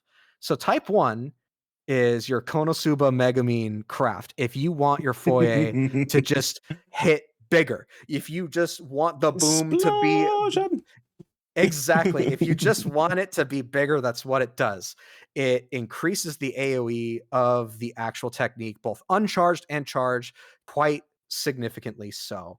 I don't have an approximate amount. It's because it's like visually hard to gauge. Yeah. But in the guide, so I do have these like GIF recordings that compare the two. In normal, I use the Kavaris training dummies as an example to show the range. So for Mhm. normal, you can see me throw out the charged um, Foyer, just a normal one, Mhm. and it only hits the one dummy. The charged type 1 Foyer hits both dummies. It hits both of That's them. So it's insane. crazy. So if you're one of the Force players who's like, no, I don't like Talus. You could not make me use Talus. I will not even look at Talus. But you need like fire mobbing potential. Type 1. That's for you. That Nice, converts it nice. to a very mobbing capable technique. And then type 2 and 3 accomplish very similar things in different ways. Okay. So type 2 increases Foy's attack speed by 20% and reduces the charge time by the same amount. That The can be trade-off fun. you're getting for that is you're losing potency, 30 to 15%. This is another one like Grant's type 2 where you have to max it for it to be worth using. If you don't have it at 10, yeah, it's not really worth your consideration, realistically speaking. Mhm. You're better off going with like any level of type 3 or any level of type 1 I instead s until you can get type 2 maxed. I assume you mean Grant's So type 1, not type 2. Foy type 1. Foy Yeah, type no, 1 or 3. no, I mean, you said, like Grant's type 2. I assume you meant like Grant's type 1. You wanna make Oh! sure it's maxed. Oops. Yeah, no Oops. worries. No, yeah, like Just for Grant's type clarity's 1. sake. Yeah. Yeah, oops. No worries. Oopsies. Yeah, I was like, I'm not trying to So make sure I follow all of this because like I'm learning it as well, and I'm like, someone's gonna ask that question, so like, might oh, as well just make sure to clarify totally, that's my bad, and please, like, if I do that again, feel free it. to interject. It's No not the worries. first time, and it surely won't be the last because there's a It's lot to all good. unpack. Um, but yeah, so Foy 2 just makes it faster. And what that does for you, even though at reduced potency, Mhm. similar in the vein of Type 1 grants, it really increases the reliability of it because the projectile speed, it's zooming. It's so fast. Same with the charge time. It really makes it more consistent. And Mhm. if you spam it off cooldown, it really makes the DPS quite good. Um, Okay. Such so that spamming Gifoy. So if you spam Gifoy and connect all 3 hits, and you use it 3 times, you get a brand detonation. That's 333 DPS. That's like one of the higher end things that we've got. Mhm. So type 2 Foy spam after you factor in the brand is 327.6. So it's actually quite comparable to Gifoy, which is good Yeah, because it's that pretty actually good. puts Foy on the map. Before it was really this kind of like charged Gifoy / flame Gifoy parry or bust, right? Like Foye Mm-hmm. wasn't really on the map, and these tech arts put it on the map. So now we're going to get into type 3, which is the one that I would promote.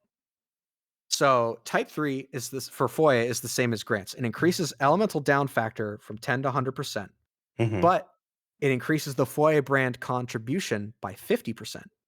So what that does is instead of a Foye brand every 6 Foyes, you get it in every 4. And that does a lot for its damage. Mm, And okay. not to mention the crazy elemental down factor. So Foye type 3 brings the DPS of that up to 325.8, roughly speaking. I pulled Okay. up these numbers ahead of time because I wanted to be sure No, to he be just right. knows them. That's crazy.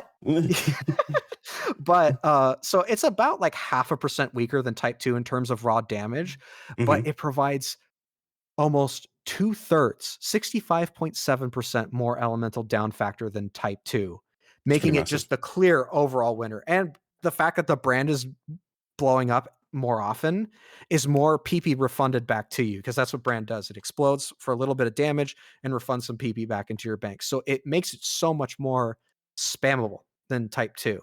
But where Mm-hmm. type 2 can be better for you than type 3 is content where the enemy is so fast that you're like kind of whiffing some of your type 3 shots. So you Mm, need the extra attack speed to make sure some things are landing. That's kind of where I would pick type 2 over 3.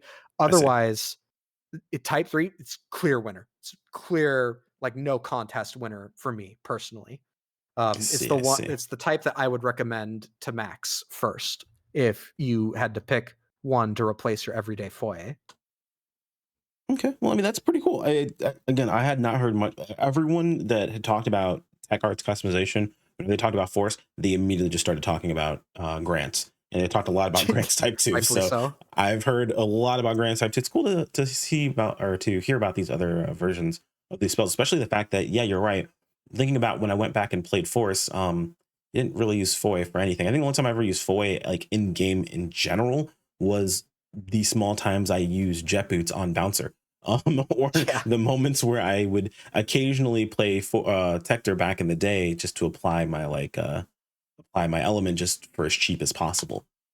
Yeah. So that does make a lot of sense. It's actually interesting to see that it's being used now even more. And I'm always a purveyor of speed over everything else, but I don't know, man. Yeah. It's just you get that boost in Lucille that gives you extra speed, and it's just like this feels like this should how it should always be.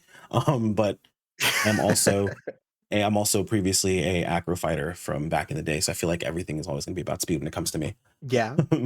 But Realistically, for Foya 2 and 3, you could use mhm, whichever one you prefer, to be honest. mm, As long as you have type 2 maxed, you can use mhm. whichever one you prefer. But technically, Foya 3 is the more efficient one. You're going to get more bang for your buck out of it for those Gotcha, same gotcha. resources. So Fair enough. Fair enough. we have Zon too. That was the third one that we got. And this one was a Hmm. little interesting. I think it's the Oh, so you guys have it was the three. most meh of them all because I don't think it really put Zon on the map, so to say, but Hmm. it made it competitive over just using spread shot wind Talus. So let's talk about type 1 first. So to talk about type 1, let's just briefly go over what Zongale is for those who don't know. Zongale is you hit an enemy with a wind technique, they're marked with a wind mark. You hit them with a charge technique, and it does a little swirl of wind damage, extra wind damage. Hmm. Um, and the way and the type of little swirl that it gets varies depending on if it's Zon or Gizon. So we'll talk about Zon today. So it's this little like swirl that happens at the enemy's location. It Hmm. doesn't follow the enemy, it just happens in the spot that they were hit. So they can technically walk out of it, right? So Hmm. this caused a bit of a consistency issue with Zon. Enemies could strafe out of it quite easily. And additionally, the charge Zon itself that you would use to detonate them, it's so slow. It's so Yeah, slow. it moves You really, could really you slowly. Yeah, you could tag enemies in the back of the room with a second uncharged Zon before your first charged Zon finally reaches them. Oh, It's really slow. So what type 1 does is it takes that Gale explosion and it dials it to 11. It takes away the multi-hit aspect of it hmm. and makes it one hit, but like makes the AoE like so much bigger, like 10x, if not more. It's huge, right? Okay. It's like the size, it's almost the size, like I want to say it's like 2/3 the size of like a Talus PB. It's like huge, like the Mhm. Zongale area. But and it's one singular hit. And it's a great way to increase Zon's consistency as far as Zongale goes. So it makes using it in rooms where enemies are really spread out, and I guess where they're really condensed too, really effective. Mhm. But my favorite, and the one that I like to recommend, and again, type 1, type 2, you can use whichever one you want. It really doesn't matter because they're both instantly accessible at level 1, and increasing either of these only reduces how much PP is cost by using it. So Mhm. type 2 increases the range and speed of charged Zon, and it is my favorite.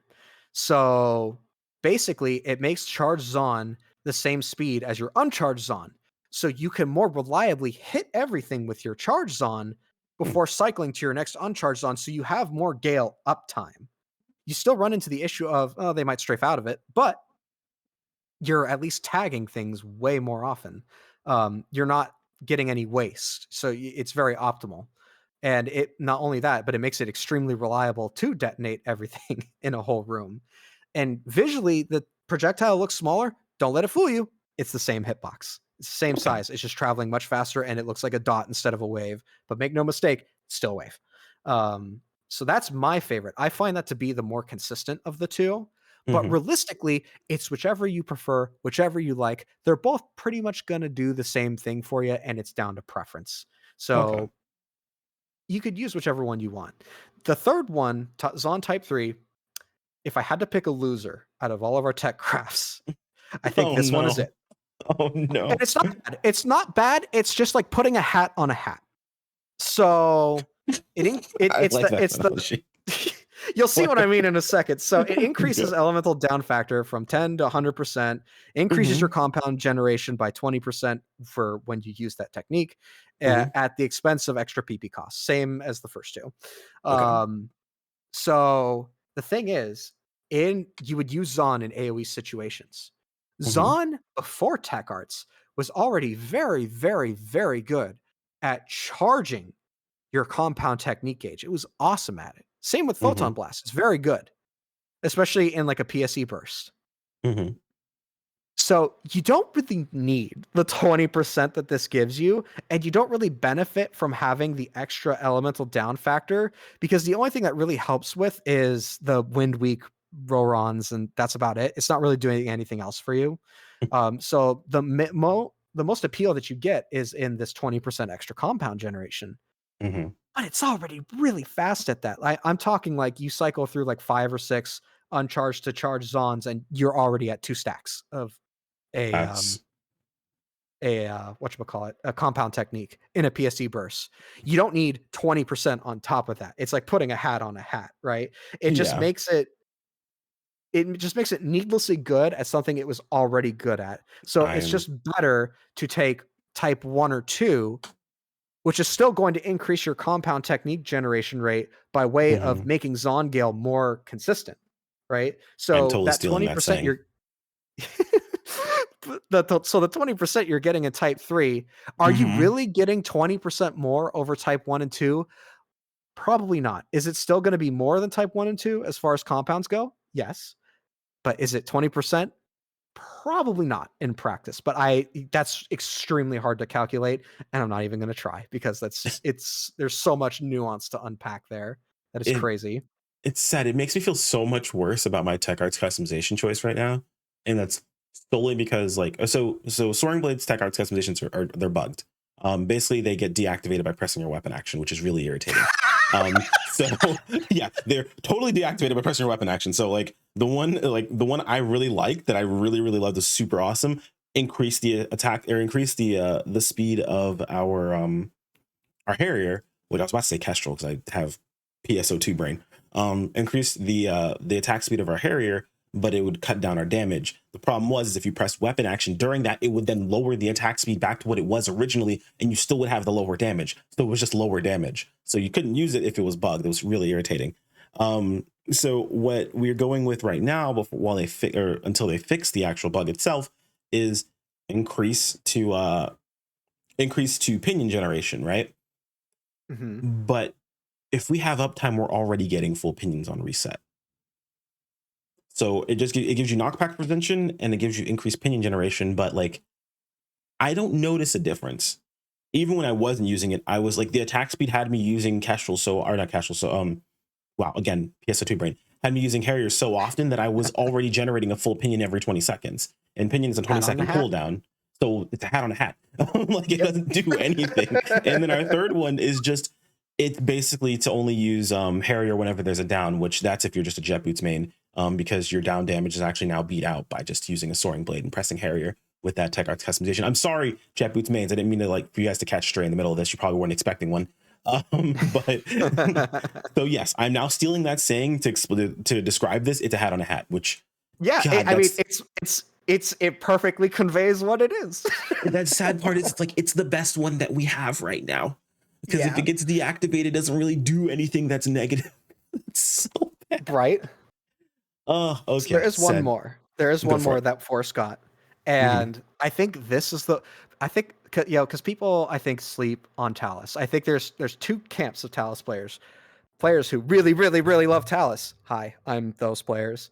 That's fair. And players who like could not give less of a damn about Talus. Like they just they don't see it, they don't perceive it, they don't like it. I just Hmm. whatever, right? I feel like Talus, at least my perception of it is like very divided in terms of like you either love it or you hate it, right? Hmm. Um I love it, and I feel like these tech arts did quite a bit for Talus, which is partially Hmm. why I went in and I did the Dark Falls Solace solo that I did, was because I wanted to sort of prove that, like, Talus gets a very bad rep as this atrocious bossing weapon, and it's a valid and fair criticism. But what I wanted to demonstrate with that clear is that if you're passionate about the weapon, you've invested in your gear, and you really put your best foot forward, you can be competent in a bossing scenario using Talus convergence, right? I wanted to give players who love Talus, who probably see a lot of bad comments every day that Talus can't do this, Talus can't do that. Oh, Talus is so weak. I wanted them I wanted to throw them a bone and like encourage their Hmm. creativity and love for the weapon that they probably have.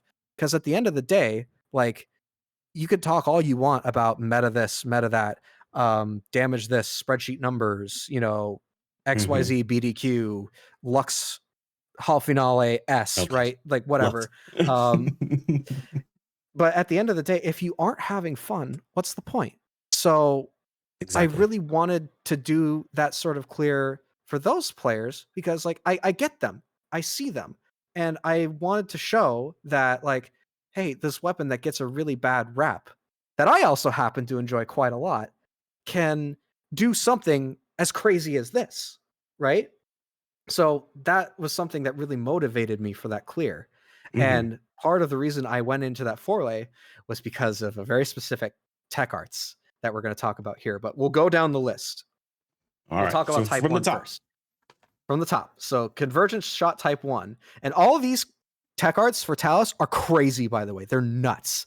I I I can't believe we got the values that we got on these. So type 1, it increases the potency by 10% 20 seconds after you use charge shot, and it Hmm. doubles the duration that or sorry, not charge shot, convergence shot. Oh my gosh, I can't speak. Convergence shot. It's been a long interview, so guys. 20 So talking to be difficult, but go ahead. so 20 seconds after you use convergence shot, Hmm. the latter 20 seconds of that are 10% stronger. And the additionally, it for the first 5 levels, it increases the demerit is that it increases your PP cost per bullet by 10 to 0%. And then at levels 6 to 10, it gets reduced by 2 to 10%. So at max level, you get 10% extra damage on the back half of convergence and a 10% PP cost reduction. It sounds insane on Yeah, paper, it's kind of wild. but it's actually a trap. So Oh, in practice, rip. So Talus is a very PP hungry weapon. Mm-hmm. So one of the ways that you manage PP on Talus is you recast either spread shot or convergence shot, because we have a skill that basically tracks how many bullets we fired, Mm-hmm. and it refunds us PP whenever we exit our deployment, which we could do by just simply recasting it.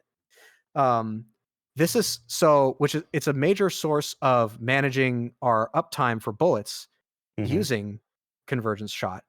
And you lose that with this, because if you recast convergence before the 20 seconds are up, you start over. Actually, regardless of where you are in the 20 to 40 seconds of that convergence shot, if you recast it, you start the timer over. So you lose that very critical source of PP regeneration. Hmm. On top of that, you're only having this 10% extra damage on the back half of the deployment. So it's 40 seconds long. You go 20 seconds no bonus, 20 seconds with the bonus. So that averages out to a 5% DPS increase over the whole 40 seconds. Still pretty good. That's basically a second Talus mark in terms of damage average. But it's so hard to maintain even at level 10, because you have you can't get that easy refund from just recasting convergence shot. And Mm-hmm. convergence shot also just generates tricky capacitor extremely slowly. So that's also, you can't really rely on it there. So what does that leave you with? Step counters and normal attacks. That's it. And if you're having to normal attack to refill because you don't want to give up 5% damage average over the 40 seconds, Mm. then you've already lost. You've already Yeah. lost. You've lost the damage. You've lost the entire worth of the tech arts. I find it to be a trap. I wish that they just did away with the plus 100% duration, just kept it 20 seconds and kept it just 10% boost. I think that would have made it a real swinger. Um, so Talus mains, have at that one if you will, but buyer beware.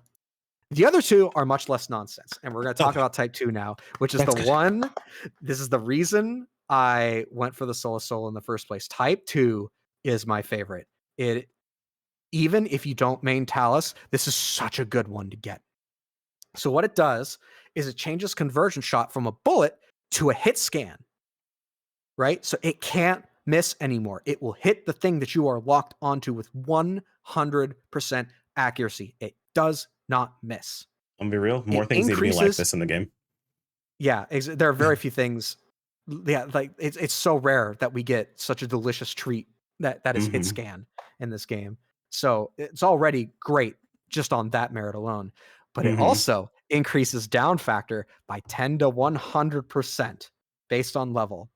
Oh And the Jesus. demerit is that it's at increased PP, but it's 15 to 0%. So at max level, there's no PP cost demerit. It's basically just a straight up buff to convergence shot that doubles its down factor contribution and That's makes it hit wild. scan, which is a huge damage buff. It's most of the time it's a huge damage buff because Mm-hmm. it lets you trace weak hits. It stops your bullets from being either blocked by terrain or other parts of the enemy. It's great. It's an indirect damage buff by nature of being hit scan. It's awesome. So that's what made me want to use it for Solus, because originally I was like, I saw the extra down factor, which by the way, it turns out like after you max it, the average Mm-hmm. down factor ends up being like, oh, let me just grab the actual number here because I just want to be sure. So Mm-hmm. the actual down per second of convergence shot is like if you're using the correct element, it's 176 down a second, right? Which is that's like about like what you could expect of like most techniques. I think actually I think that's a little bit better than techniques because it's weaker, so your Mm-hmm. damage to down ratio is more skewed towards the down. It's more saturated and down per damage, so it Mm-hmm. doubles that, right? So Right. I was like, oh, that's so funny. This is a thing where oh sorry, it's not 176, it's 114. I totally Okay. looked at the wrong column. Okay. Before somebody gets me for that one. 114. There we go. I was like 176. 176, that seems high. So 114. Mm-hmm. So 228 when you max type 2. which is great. That is like still like 80% better than any technique. And damage to down ratio, it's extremely excellent. Hmm. Meaning what that does for you, for the average player, is it enables you to chip away at a boss's break meter super fast. I mean, like, whoa, it is so fast. Um, so it's good to have as a tool. So if you're a force, you're using your rod and you recognize that you have a good opportunity coming up, but the down just needs to come a little bit faster. This is your accelerator. You just pull out the Talus pistol, basically your sidearm, and you just lay into them with type 2, and you could speed up that down so dramatically. So originally I did the Solus solo to test the extent to which type 2 was effective. I was Hmm. curious, and it ended up being so good for downs that I actually like almost soloed him on the first try, just like playing it for fun. And I was like, wait a minute. Wait a It's minute. time to do the actual run. Wait, I could just do the actual round. And if I just Hmm. get a little better RNG in part 2, I could actually lock this thing in. And I did. And in that solo, I break Darkfall Solus not once, not twice, but 3 times. I break him That's because actually I kind of insane. used, What? yeah, because type 2 convergence is so deliciously skewed in down factor versus damage. It just allows for that. It's crazy. So I love it. It's an indirect DPS buff, great utility, no cost difference. It solves a lot of convergence's issues. I cannot speak any higher of convergence type 2 than I am right now. It's Yeah, wonderful. that is insane. And for those who don't understand like the gravity of how important hit scan anything is in games where speeds are this high in a lot of situations, we're talking about like Katana's follow up on their counter that just appears on the enemy when you lock onto. We're talking about like what force or not force, I'm sorry, what ranger wants to happen whenever they use weak bullet Blight. or blight. Yeah. Whenever they use blight, they want, like, rangers want this. For context, this existed back in base PSO2 in the form of a ring that was added into the game to Yeah, it give did. rangers this. So like hit scan anything is massive. It means It's that you're going to be juicy. substantially more consistent. You're going to be just there's a lot less you end up having to deal with when it comes to sort of things, and it's just it's amazing. It's really really good. So that's Yes. awesome. And I didn't realize I so got a hit scan. the That's crazy. yeah, the last one that I have to talk about, the last tech art period, Hmm. is type 3 for tricky, which is, or sorry, not type 3 for tricky, type 3 for convergence, which increases the tricky capacitor accumulation rate by 50% at the expense of extra PP cost 20 to 5%. Okay. It's a no nonsense upgrade. If you're a Talus main and you want something that's a little more up and down damage oriented than type 2, Hmm. type 3 might be more your speed. 50 it helps a lot. It helps a lot. It actually makes your tricky capacitor regeneration rate reasonable, and that's actually a good bit of damage if you could get it up more often. So Hmm. if you're not really interested in down factor or these like more indirect damage increases that are offered in type 2, type 3 is a little more explicit in terms of like the extra damage that you're going to get Hmm. out of a Talus craft. Okay, But so it's the safe choice basically in a sense. So kind of, yeah. It's very take it or leave it. I'm very biased towards type 2 as the hmm, like, if you're not sure, you should get this one, just that's because fair. like at the end of the day, it's 0 demerit and a bunch of buffs. It's just basically a straight up buff at max Okay. rank. I see. I see. That's pretty awesome. I'm glad, I'm glad Talus got something. I know people get a bad rap about being like, oh, I'm all about Talus. If you guys didn't watch the Ranger interview, I said this there as well. If you did, you already know what I'm about to say. It is not a knock at your weapon if the weapon's not the greatest in every given situation.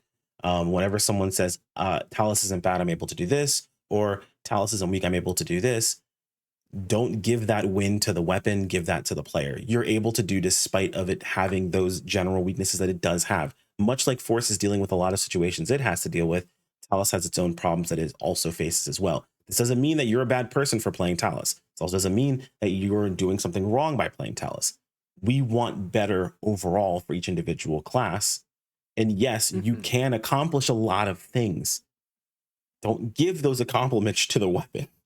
keep those accomplishments to yourself. Much like fighting game players, whenever they boast about, beating everyone with a low tier character, it's not the character, it's them. If you're able to do all this content with your weapon, it's not the weapon, it's you. You're the one doing the content. Give the win to yourself. So I know sometimes people get a bad rap about this, and yeah, it does suck hearing that your weapon sucks or hearing people, doubt a weapon overall over and over and over again. Trust me, it's not always sunshine and rainbows hearing your weapon is strong, especially when it has other problems overall. It's almost sometimes even worse in some cases. But realistically speaking, it's a situation where we want things to be that much better. We want it to feel that much better for you, as well as for it to match the level of the level of passion you have for that individual weapon. So if you're out there doing stuff with Talus, dude, by all means, go for it. Yeah, hell yeah. I'm here We for it. For love launcher Talus mains, players. launcher mains. If you're being launcher mains, be launcher mains. Talus mains. If you're out there playing Talus, run Talus. I was a soaring blade main when we didn't have a block. I know we had a block, but I like to pretend like it didn't exist.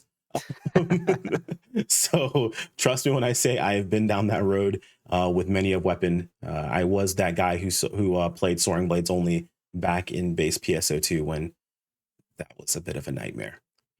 That's right. So At the end of yeah, the day, if you, it real like I said earlier, optimization is important. It is important to improve. Gear is important. Skill is important. But the most important of all is that you're having fun. And if you're not yes, having fun, nothing else that follows with it doesn't matter. It's meaningless. exactly, So step one is always having fun. And if you have fun on the launcher, if you have fun on the Talus, then God bless you. Do your thing. I personally would never think less of a player for the weapon that they choose, because as long as they're having fun, that's all that matters to me and their 100%. experience. 100%. It's always about having fun first. Here we always, in my alliance, we push it. It's optimal over meta. Not everything you do is going to be meta. I'm sorry, excuse me. Everything that is meta is always going to be optimal. Not everything that is optimal that you do with your class is going to be meta. You can optimize Talus play, absolutely. You can optimize launcher play, 100%. Doesn't mean it's going to be the meta choice, but it can be optimal. So don't worry. You absolutely can push into there. I mean, hell, Mitch was able to solo fights with Talus. People have solo fights with launcher only. People solo fights with Talus only. It's definitely doable. So don't let them get That's on it too right. hard. So yeah, that Talus sounds like it got some pretty awesome tech arts customizations. Oh, And yes, I sir. almost kind of forgot how many tech arts customizations Force as a whole got access to because of all this. Being someone who plays bouncer, and we got two. Yeah. And Every other class got the like crazy two. part So is almost all of them are good. Like Zon type 3 is the only one that's like yeah, but like the rest of them are like kind of fire. Like they're definitely yeah, not take it or leave it. They're definitely take all of them because they're yes, good. that's awesome. It's great to hear itself. So um moving forward in this, we had a segment beforehand where we kind of lightly touched on recommendations as far as weapon choices or gear choices or anything to be aware of as you're going through like your overall your journey as a force. Things are going to change in these interviews, guys, by the way, because of course time changes and things add into the game or things get added into the game. So keep in mind this is as of the release of this interview. If someone was like, hey, look, I'm going to go into playing force, like where should I start? Where should I feasibly start moving into? And like, where is my end game as far as weapons go? What would you like sit down and talk with them about? Like, what would the recommendation be there? So Force is a little it's tricky as much as it is simple for gear, because it basically you just do whatever what other class is doing for the most part. Hmm. I think as far as free to play or budget options go, a mid or higher Verschmel's Termina rod is decent right now. Hmm. Um, the Melik rod, which has the technique PP pot of the set, is Hmm. actually one of the better ones. I would actually vouch for a blank Melik rod um, over most like Termina Verschmel's options. Really, if you Hmm. can't get like 2 or 3 or higher than blank Melik, is going to be good for you, relatively speaking. Um, and it's a pretty comfy potential too. As far as units go, of course, PP is important, but it's also important to not get one shot. So if you need to take an Octo, like a Belta or a Shiza, that's fine. There's nothing wrong with that. Um, more HP isn't necessarily better, just as long as you make sure you have the PP that you need. Mhm. Um, there are lots of budget augments too that are at your fingertips. Basically, as long as it's got 3 potency or higher, it's all right. It's pretty good. Um, you certainly don't need best in slot to make Force do what it needs to do. Mhm. As far as your more mid gear options, um, there's Tissa, which I don't know. I have mixed feelings even recommending that on a like a mid level or a high level because the Tissa potential fines you, you are taxed 15 PP every time you are hit. And that has no ICD. There's no internal cooldown on that. So if you get caught in a boss attack that hits you 10 times really fast for like 1 damage a tick, you are down 150 PP straight up. Yeah, that's rough. There's so it's very punishing if you are somebody who tends to get hit. So it's less stakes than the ranged Tissa potential in that sense. But Mhm. it's sort of in the similar vein of like, hey, this is a good weapon if you tend to be a little more on the safe side. You don't get hit as much, if at all. If you Mhm. do get hit once in a while, it's still perfectly fine. Forces a lot of PP management tools. Um, but there are some That's hitboxes, man. I use that's the right. Tisserod. It'll get you. If you're not careful, you will. It will. Hero or I will come for you, and he will say, "You have 210 max PP. I am taking all of it. Thank you." It has been 5 seconds. The It tax could be is very insane. it can be very unforgiving. Gotcha, Um, gotcha. and of course, at your high end is Flugelguard. Even a blank one is good. So Force tends to pair well with Tekker as a sub. Tekker sub does so much for us. It is my favorite sub. It's the one that I will always recommend. Mm. If you want detailed class recommendation guides, I do have them in depth in the guide that'll be in the description. Mhm. And I kind of go into very strong detail there of why I recommend each and what the strengths are. But Even over basically, Slayer, Tekker really? gives you a lot of even over Slayer. Oh gosh, no, Slayer is not too great for Force. It's Interesting. very Okay. niche, very niche pick. Okay, fair enough. Tekker just affords us way too much. It gives us so much. Most of all, Photon Blast regeneration, which makes Flugelguard very strong for us. It's something that's very desirable, even at a blank. And I know that's a very expensive ask, but if you ever find yourself with one, it's one of the weapons that's incredibly good in Force's hands as second to Tekker, I think, in the long run. Mhm. Because even after we get our next weapon, they'll still be good to host a photon blast with, just because it can buff the rest of your party. And Force Tekker and then Tekker mains separately can generate their photon blast very quickly because of the skills in the tree. So they can make excellent use of Flugelguard's party-wide buffing potential. So that tends to be a strong option for Force. But really, Verschmel's Termina, um, Melik is good. Mhm. Tissa it's all right. The asterisk don't get hit. Um, And then Flugel is Flugel. even yeah, even Neosa can be like kind of okay depending on the fixa. The Mhm. main thing, the main pickups are, I think, right now, especially given that right now there's an event going on where you can get like I think like 180 Termina 2 for Schmelz blank copies. So and there's like with like a 10% fixa enhance rate boost. So right now is like prime time. At the time of this recording, it's prime time to basically empty out that shop and roll to your heart's content for Yeah. that Termina 5. You Because can really if you build can them do very that, quickly.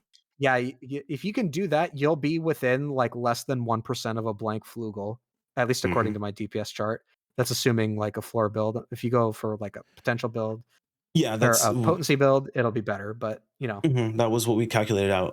Because someone asked on stream actually how they match up, and they're within a percent of each other. Assuming you have the better setup for Termina, for Termina and for Verschmelz, Schmelz, and then Yeah, you had a exactly. The decent full 4 potency setup on your Flugel. exactly. Yeah. So max floor Flugel versus max potency Termina 5 for Schmelz. They're about within 1% of each other. So if you're free to play, going for that Termina 5 rod is a sublime welfare option. If Mhm, not, there's no shame in taking a blank PP Melic. If you prefer the crit rate, you could get a ranged weapon, multi a rod on it, enjoy the extra crit rate at the expense of some potency. Even if you get, especially if you get Termina on it, you got some options there.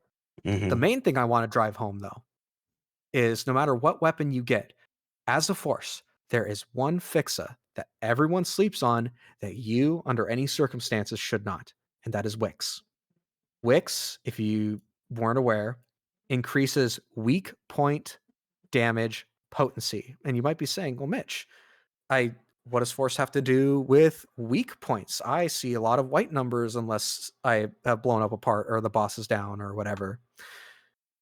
The way elemental damage is coded in the game is such that weak hit damage potency only checks for a 1.2. So when you're hitting blue, it meets that condition. Um, so like Ranger Blight allows you to meet the condition for of weak hit potency. Elemental weakness damage is 20%. It's 1.2. So it benefits from weak hit multipliers, like from the likes of Crisp and Wix. So as a force, you should always be going full Crisp because that 5% weak hit potency will apply to any damage that you do that is exploiting the correct elemental weakness of your enemy. And Wix just takes that to the next level. And with the upcoming Fixa changes, who knows? They might buff the weak hit potency and it might give a Bandex some run for its money. We don't know what it's going to do. But just know that Ranger and Force, those two classes in particular, are of the best abusers of Fixa Wix. No mhm. other class really wants it. So that can make it an extremely affordable Fixa for you if you find yourself being able to afford one, because it's not necessarily valued outside of the hands of a ranger, really. So if you see that, take the opportunity. It's extremely, extremely strong for force, and you'll be very happy to have had it. It's just a Fixa attack, but way better. Yeah, Wix is definitely the play when it comes to force. Absolutely. And a big thing to keep in mind is that yeah, a lot of other players aren't really going to be paying that much attention to it. So you absolutely can take advantage of the fact that it's going to be available there for you. And the weapon choice is one thing I wanted to mention is yeah, Flugel's always going to be useful. At least to our knowledge, I've tested personally. And granted, I look at my tests as anecdotal until I can actually like look at hard evidence and numbers consistently. But the buff doesn't seem to go away when you swap weapons, at least from It my does own not. testing. So It I does feel not. like I there's can confirm that. investing in a Flugel is always going to be an absolute like, even when we outscale them, you will probably see yourself holding on to your Flugel with like a blaster fix on it and having a hard swap to your Flugel and then back to your main weapon for quite some time. I don't think we're going to Yes. outscale that for a long, long time. So it is That's definitely actually worth keeping a hold of. that's actually the fix that I have on mine right now. I am currently in possession of a Blaster 5 Flugelguard rod. That is currently what I use. That is going to be very beneficial. Well, I mean, we can just go ahead and show it off really fast, but that's going to be Yep. very beneficial when it comes down to it, because in the future, yeah, we will probably outscale these weapons eventually, but what we won't outscale is the fact that that buff is going to apply and it's going to be very, very powerful. So, Exactly. um, As long as 3 people are using it, you're going to get the damage reduction, you're going to get the PA cost reduction, and most of all, you're going to get that sweet, sweet crit rate, which is what most exactly. people are going to want. Absolutely. So moving on from gearing, which has been very helpful, very beneficial. This question has been asked to everyone, and everyone, whenever we do this, I said one at first, and then Helvian asked for two, and then Nep Okay. was like, "There's no way that I can get away with only two."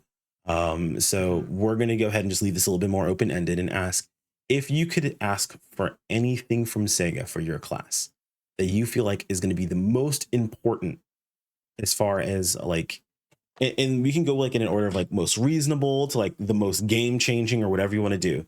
What would you want them to hear about you wanting for that class? So I think if I had the power to kneel before Sega and say, please do this, it would be to rework technique domination, to reduce it to 20 or 25% and make it passive. Because as it stands, only techniques apply to it at the moment. Rod impact doesn't apply, normal attacks don't apply, weapon actions don't apply, photon blast doesn't apply. It's just techniques. So I I think it would go a long way to cut it down to 20, maybe 25%, make it passive. So it's all time, not just down, all the time. And then make compound techniques also apply to technique domination. That would be the number one thing I would ask for.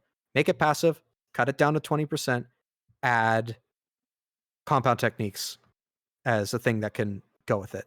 I would normally say keep it at 30, but you know what? I am interested in keeping the game relatively balanced, and I am not sure that 30% would be over the top, especially if compound techniques were allowed to apply to technique domination, especially if it was made Hmm. passive.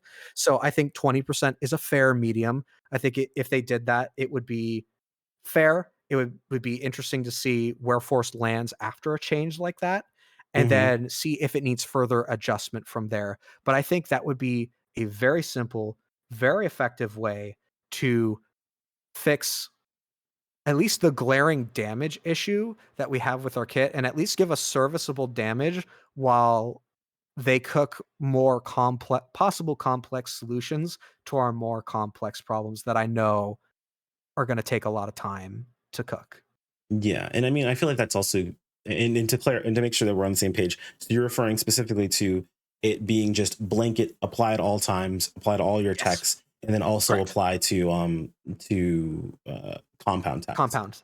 which Yes, I feel like correct. is a So completely fair thing to ask for. It's probably the best way to not screw up other classes as well, or overly buff something else, because right now, and it shows, Jet Boots is in such a very, very like finicky state. Over buffing one thing is going to break it, which it mhm. did already. So it would be a concern if they buff text too much, but I feel like technique domination is a good way of buffing text, but only for force. So Exactly. I think that would be fantastic as far as what could be added. So something a little bit more off the cuff, like, yeah, if you could ask for anything, what else would it be? Like, what did you want to So say? I would also, because we don't, on the topic of like damage in our identity, I would Hmm. love to see Force like sort of make a name for itself as like the master manipulator of elements, right? And this is just my preference. Right now, Force is lacking in so many areas. I quite frankly don't know what Sega wants it to be. Is it a DPS class? Is it a support class? I don't know. It doesn't really do either, so I don't know what they want from it. Yeah, I mean, it But does share its heel. There's that no yeah, one probably so takes. so the other thing, so in my mind, I would want it to be a DPS class like Slayer, like Waker, like Fighter, but Hmm. instead of a technique based potency, range based potency, melee based potency, it would be the elemental damage equivalent of what those classes are doing. I would love to see it be that and have its niche be doing things with the elemental skill sets that other classes can't. So adding a second like skill slot to each of the 6 elemental skills that are for force and for force alone. That way it finally has something that other classes don't, and it Hmm. gives it more, either more efficiency, potency, maybe depth of mechanics that make the skill sets better, more interesting, more intuitive to use. There's so many ways that you could spin it. Just basically more force specific depth with the elements. And you don't really need to make it like, oh, but that's going to cost 6 skill points. And then you got to make force pay 6 skill points and then 12 skill points. It's like Skill point they've added situation zero doesn't skill matter. points. Yeah. So they've done 0 skill point things before. They could do it here too. Right. Yeah, it's not even a Um, concern in that situation. yeah, exactly. So that's the other thing I would love to see. And some ideas of what that looked like. So I love how Foy brand feels on um Type 3 Foy. I would love like Foy brand plus, let's say, to just be the brand accumulates faster, or it requires less threshold to pop. It does more damage, it refunds more PP. Bartablot. let's say, because it stacks. So at 4 hits, it's a stage 1. 7 hits, it's a stage 2. I would love for Barda Blot to refund either 1 or 2 stacks to the next blot when you detonate it, based on which stage you were at. Lightning, I would love the maximum amount of stacks to be 19 instead of 10, and have the Zonde clad empowered technique cost 10 stacks. So that way, what I mentioned earlier, where you constantly doing this lightning damage that gets wasted when it could be contributing towards your next clad. Mm-hmm. I feel like if the ceiling was 19 instead of 10, and it just costs 10 to throw out a lightning technique, that would make it so smooth to use, because then it's so much harder to waste the lightning strikes that are like going on while you're trying to get rid of the clad or send it out. So I would Yeah. love that. For Grant's glitter plus, I would love it to increase the speed of the technique and the damage of the glitter. Make the glitter damage more and make everything faster. So Mm-hmm. not the casting speed, but the projectile speed itself. So make it more reliable hit. It's less likely to miss in all circumstances. That's what I want. Right. Zongale, I think it would be really fun if it awarded a small but stacking attack speed buff up to a ceiling, like maybe 10%. That is specific to wind, and it decays rapidly over time, so you constantly have to be refilling it, so it wouldn't really be usable outside of wind, but it would Right. make wind stronger. Um, Another thing is, and then for like Megid Sphere plus, what I think would be interesting is if Megid Spheres, you get 3, you used your charge technique, it hits the enemy, and the enemy gets applied with their own 3 local spheres of Megid. And hitting them with another charge attack detonates those spheres for a lesser amount of damage than the 3 that you maybe have. Hmm. I think Okay. that would make it more interesting, more damaging, more dark accumulation. And it Mm-hmm. will also make for these very interesting rotations of like, you wind up 3, you send it, the enemy has 3 stuck on them, you build up 3 yourself again, and then you use the charge one, and then boom, 7 hits of dark damage. The main one, the 3 lesser ones from you, and then the 3 lesser ones even further from that Mm-hmm. are localized to the enemy. I think that would be really interesting. And again, I'm just spitballing. It doesn't have to be any of these things, but again, these are ways that you could make the elemental skill sets more interesting, more in depth, Mm-hmm. more impactful, without necessarily giving Force a blanket like extra X potency on techniques or increasing the power of techniques, right? It's a more interesting way to give some power that Force that it desperately needs, while also kind of carving out this very interesting niche as this manipulator of the elements that I can see it being. But it suffers enough in enough areas of play where I truthfully don't know what Sega wants it to be. I can only interpolate what their intentions for the class are based on how they structured it, which Mm-hmm. is 0 utility, all damage. So I think they might have wanted it to be this I glass cannon I think so elemental too. damage class, but I think they just missed the mark on everything. By a long shot. I always said Sega will Yeah. always take a swing. I'm not saying they hit. All right. I'm not saying they will swing and miss all over the place, but they will swing. Which is not a bad thing. It's good. I think that's definitely a positive thing. In most cases, of course, want them to hit more often, but if they're never swinging, they're never going to hit. So that's kind of one of those things that I've always preached as far as like, benefits of Sega. And I think those are really cool. Honestly, like just thinking of the different classes and talking to different people, it would be insane to have that sort of change happen for Force.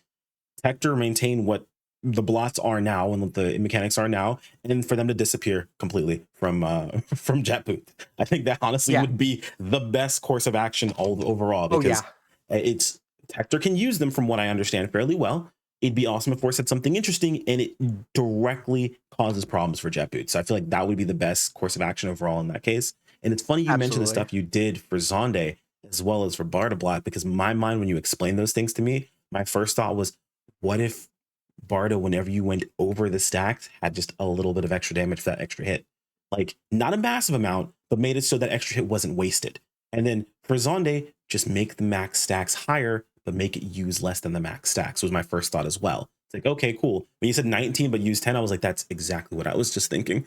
I was like, just Yeah, because make it it's above that. perfect. That way you can still cast it when it hits 10. So that way you want to cast it when it hits 10. You're not being any wasteful, but you're that much closer to your next one. And you could end up in a situation Exactly. where It you could makes charge shot twice in a row yeah, almost because of how yeah. fast they're going off. It just makes you it would make you clad so much more often, which Hmm. may circumvent the need for a buff to lightning techs or to force in general in that area of elemental play, because if you're blowing up clads more frequently, that's a huge DPS increase over time. Basically, Right. your only slow start would be the first clad, and then after that, you would be firing them off like on average, like what, every 4 or 5 lightning ticks because you're overstacking a certain amount every time you Yeah. go. Like it would be Hmm. great. It would be awesome. And that would also add this like rich little skill ceiling where you can purposely get to 19 down the boss, boom, clad, instantly get another one, boom, clad, send your big thing, send your big thing, send your big thing. It that's what I mean. It adds a lot of power to force, gives it some more depth, a lot more interesting mechanics, and it also makes it this elemental manipulator type role, which I don't really see even now. I don't really get that from Force. I get that from Tekker. They've got the cool, they can have access to techniques. They can infuse their wand with the elements, and it's cool. Boots can infuse their elements, or can infuse their boots with the elements. Like I feel like the elemental manipulation aspect of Fantasy Star is so much more alive in Tekker and Bouncer than it is in Force.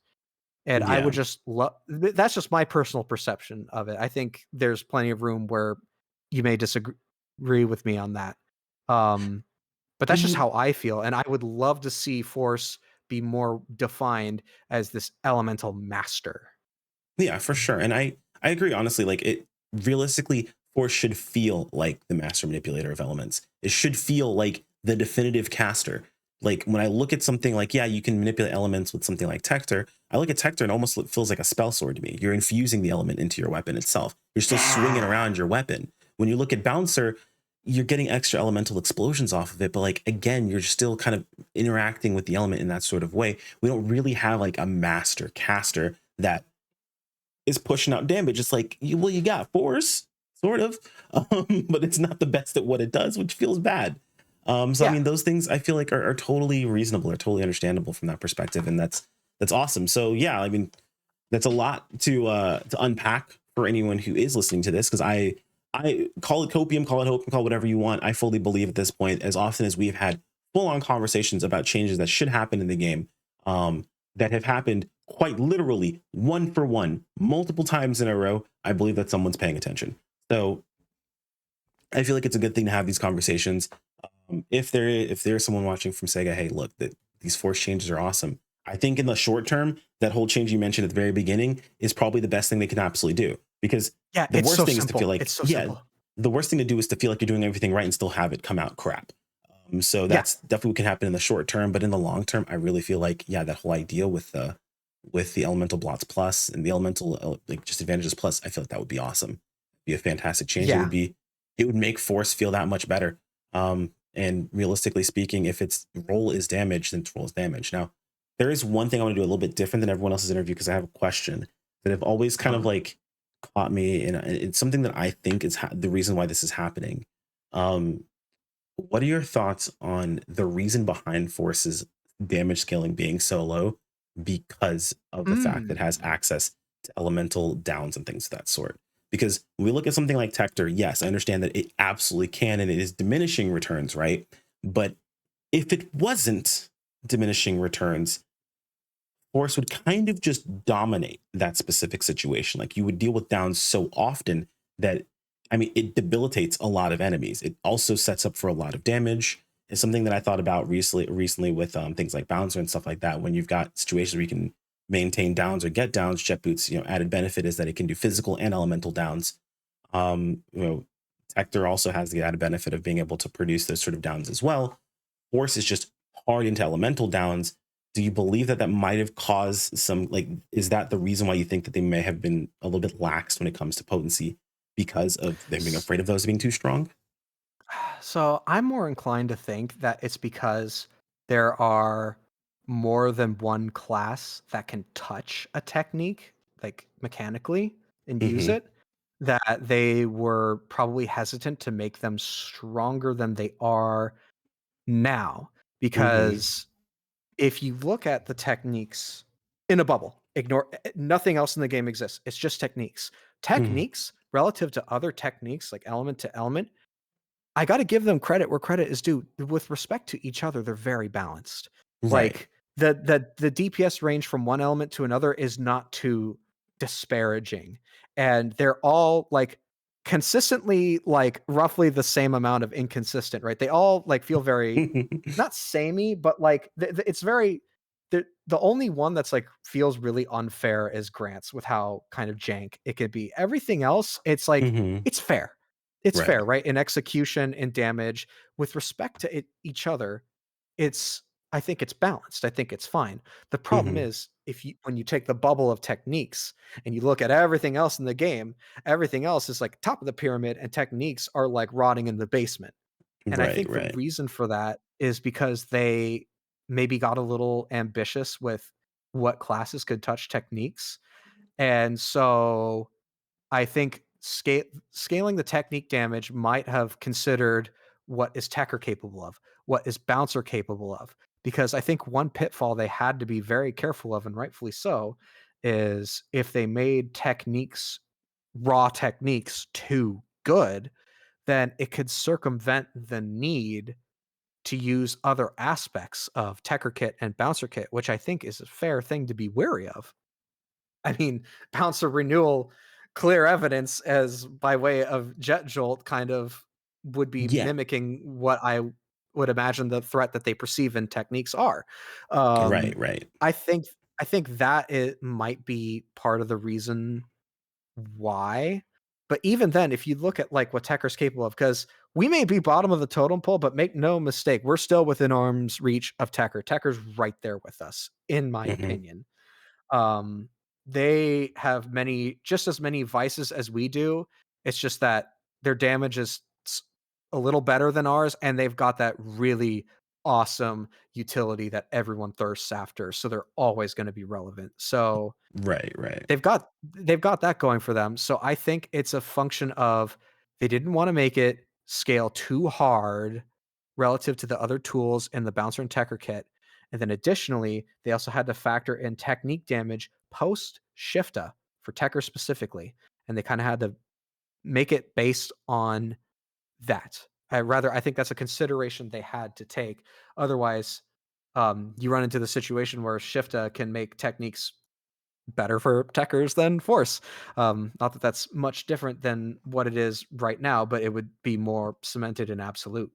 Yeah. Um, No, totally those are understand. just some inklings, I think, as to why things are the way they are, which is Mm-hmm. why I'm a very big advocate of like, okay, it's very clear that many classes can touch techniques. I think the solution to making techniques feel good for force without upsetting other classes is to solve techniques in the force tree for force. I am a Exactly. very, very big proponent of that because I feel like if you deal with techniques in force with main class only force skills, I think you can really make right what feels awful about techniques for force while keeping the techniques somewhat appropriately scaled and appropriately damaged in the Mm-hmm. other two classes where they're still worth using as like salt and pepper in their gameplay, detonate a Mm-hmm. blot here and there. But it's not like their main thing where these skills would allow it to be Force's main thing as it's meant to be. I And in a see. way that doesn't suck. Yeah, I see. No, I totally agree. I think that's actually that would be that's probably the best case scenario is fix it within the actual tree itself, and please make it main class. Like, don't I know people love this idea of like we want choice, we want to be able to decide how we mix and match things, but when you get too far into the sauce, things break. That's how you end up with Final Fantasy 11 situation of Ninja releases a DPS, no, it's a tank, and then Dark Knight released as a tank. No, that's a DPS. That's how those things happen. Because that is how the dev team released the class versus how the player base used it. If we just narrow things down just a little bit, keep it in line, things can end up being really, really, really well done. You end up with like crazy imbalanced ridiculousness. like Yeah. was a lot of situations that have happened recently.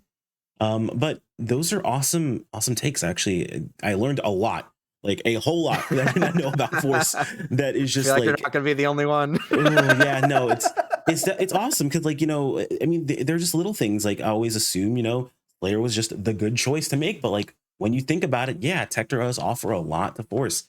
And Bouncer then does too. yeah, I mean, again, Bouncer as well. Like, all these things offer a ton to Force when it comes down to it. So it's great to understand and know about these sort of things.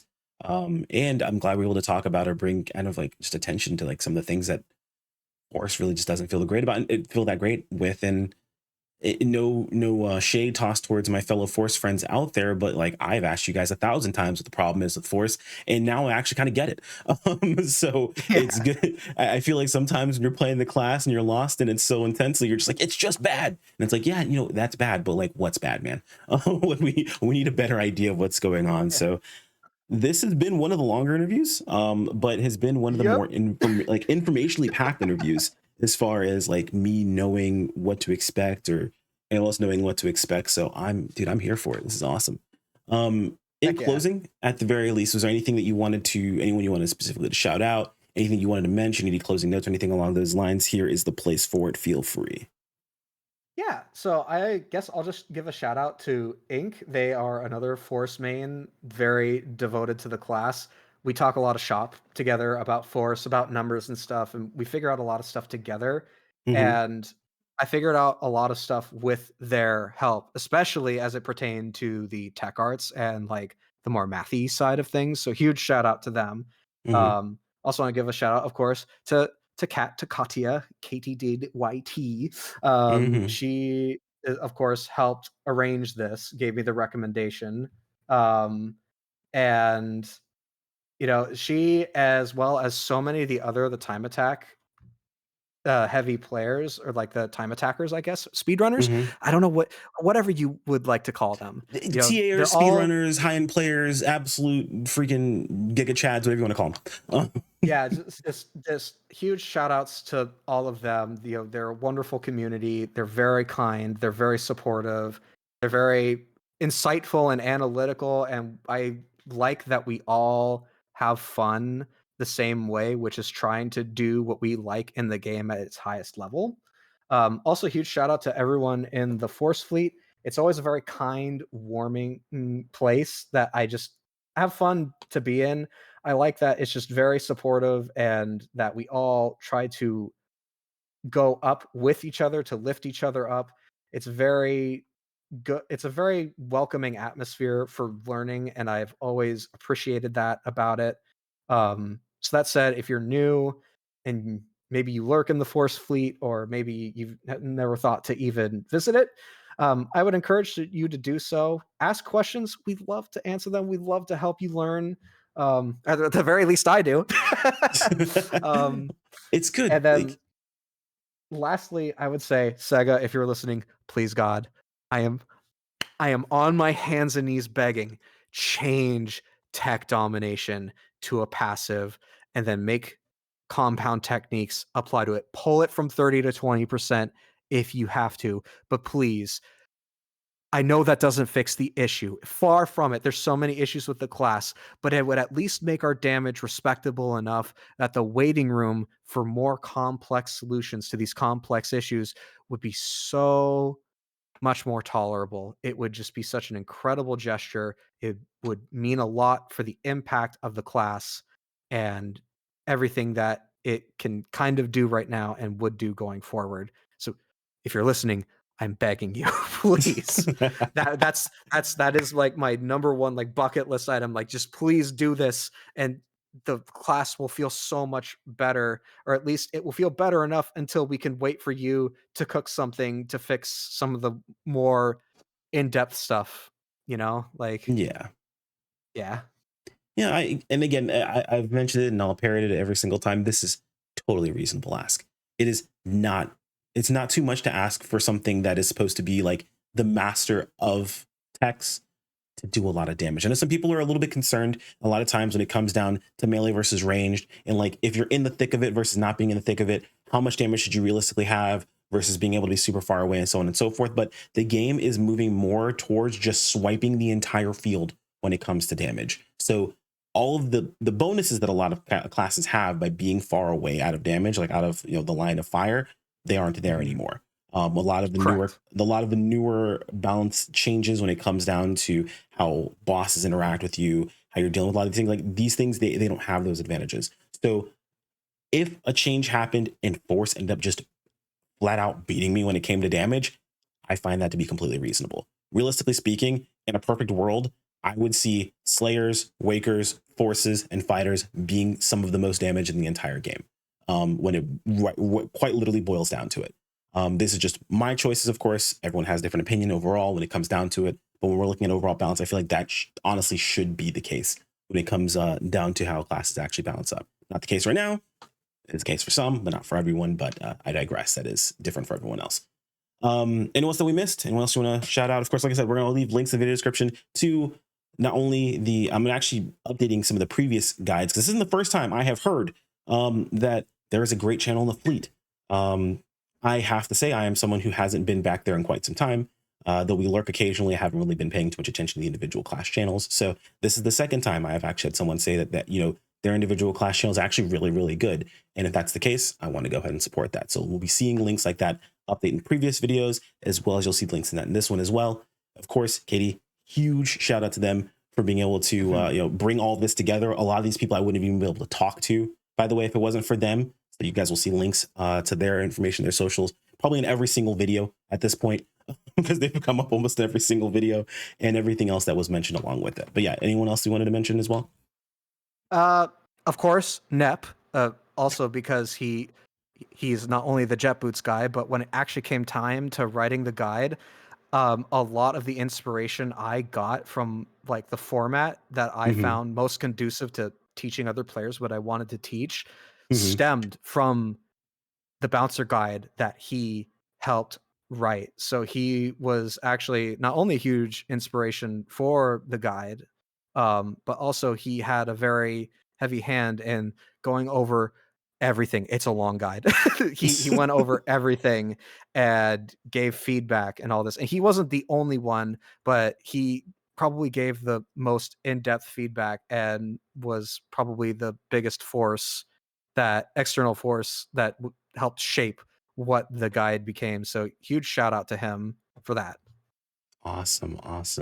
Well, it's been a pleasure getting some time to sit down and chat with you. Like I mentioned, a little bit of a longer interview, but honestly, I expect these interviews to go longer.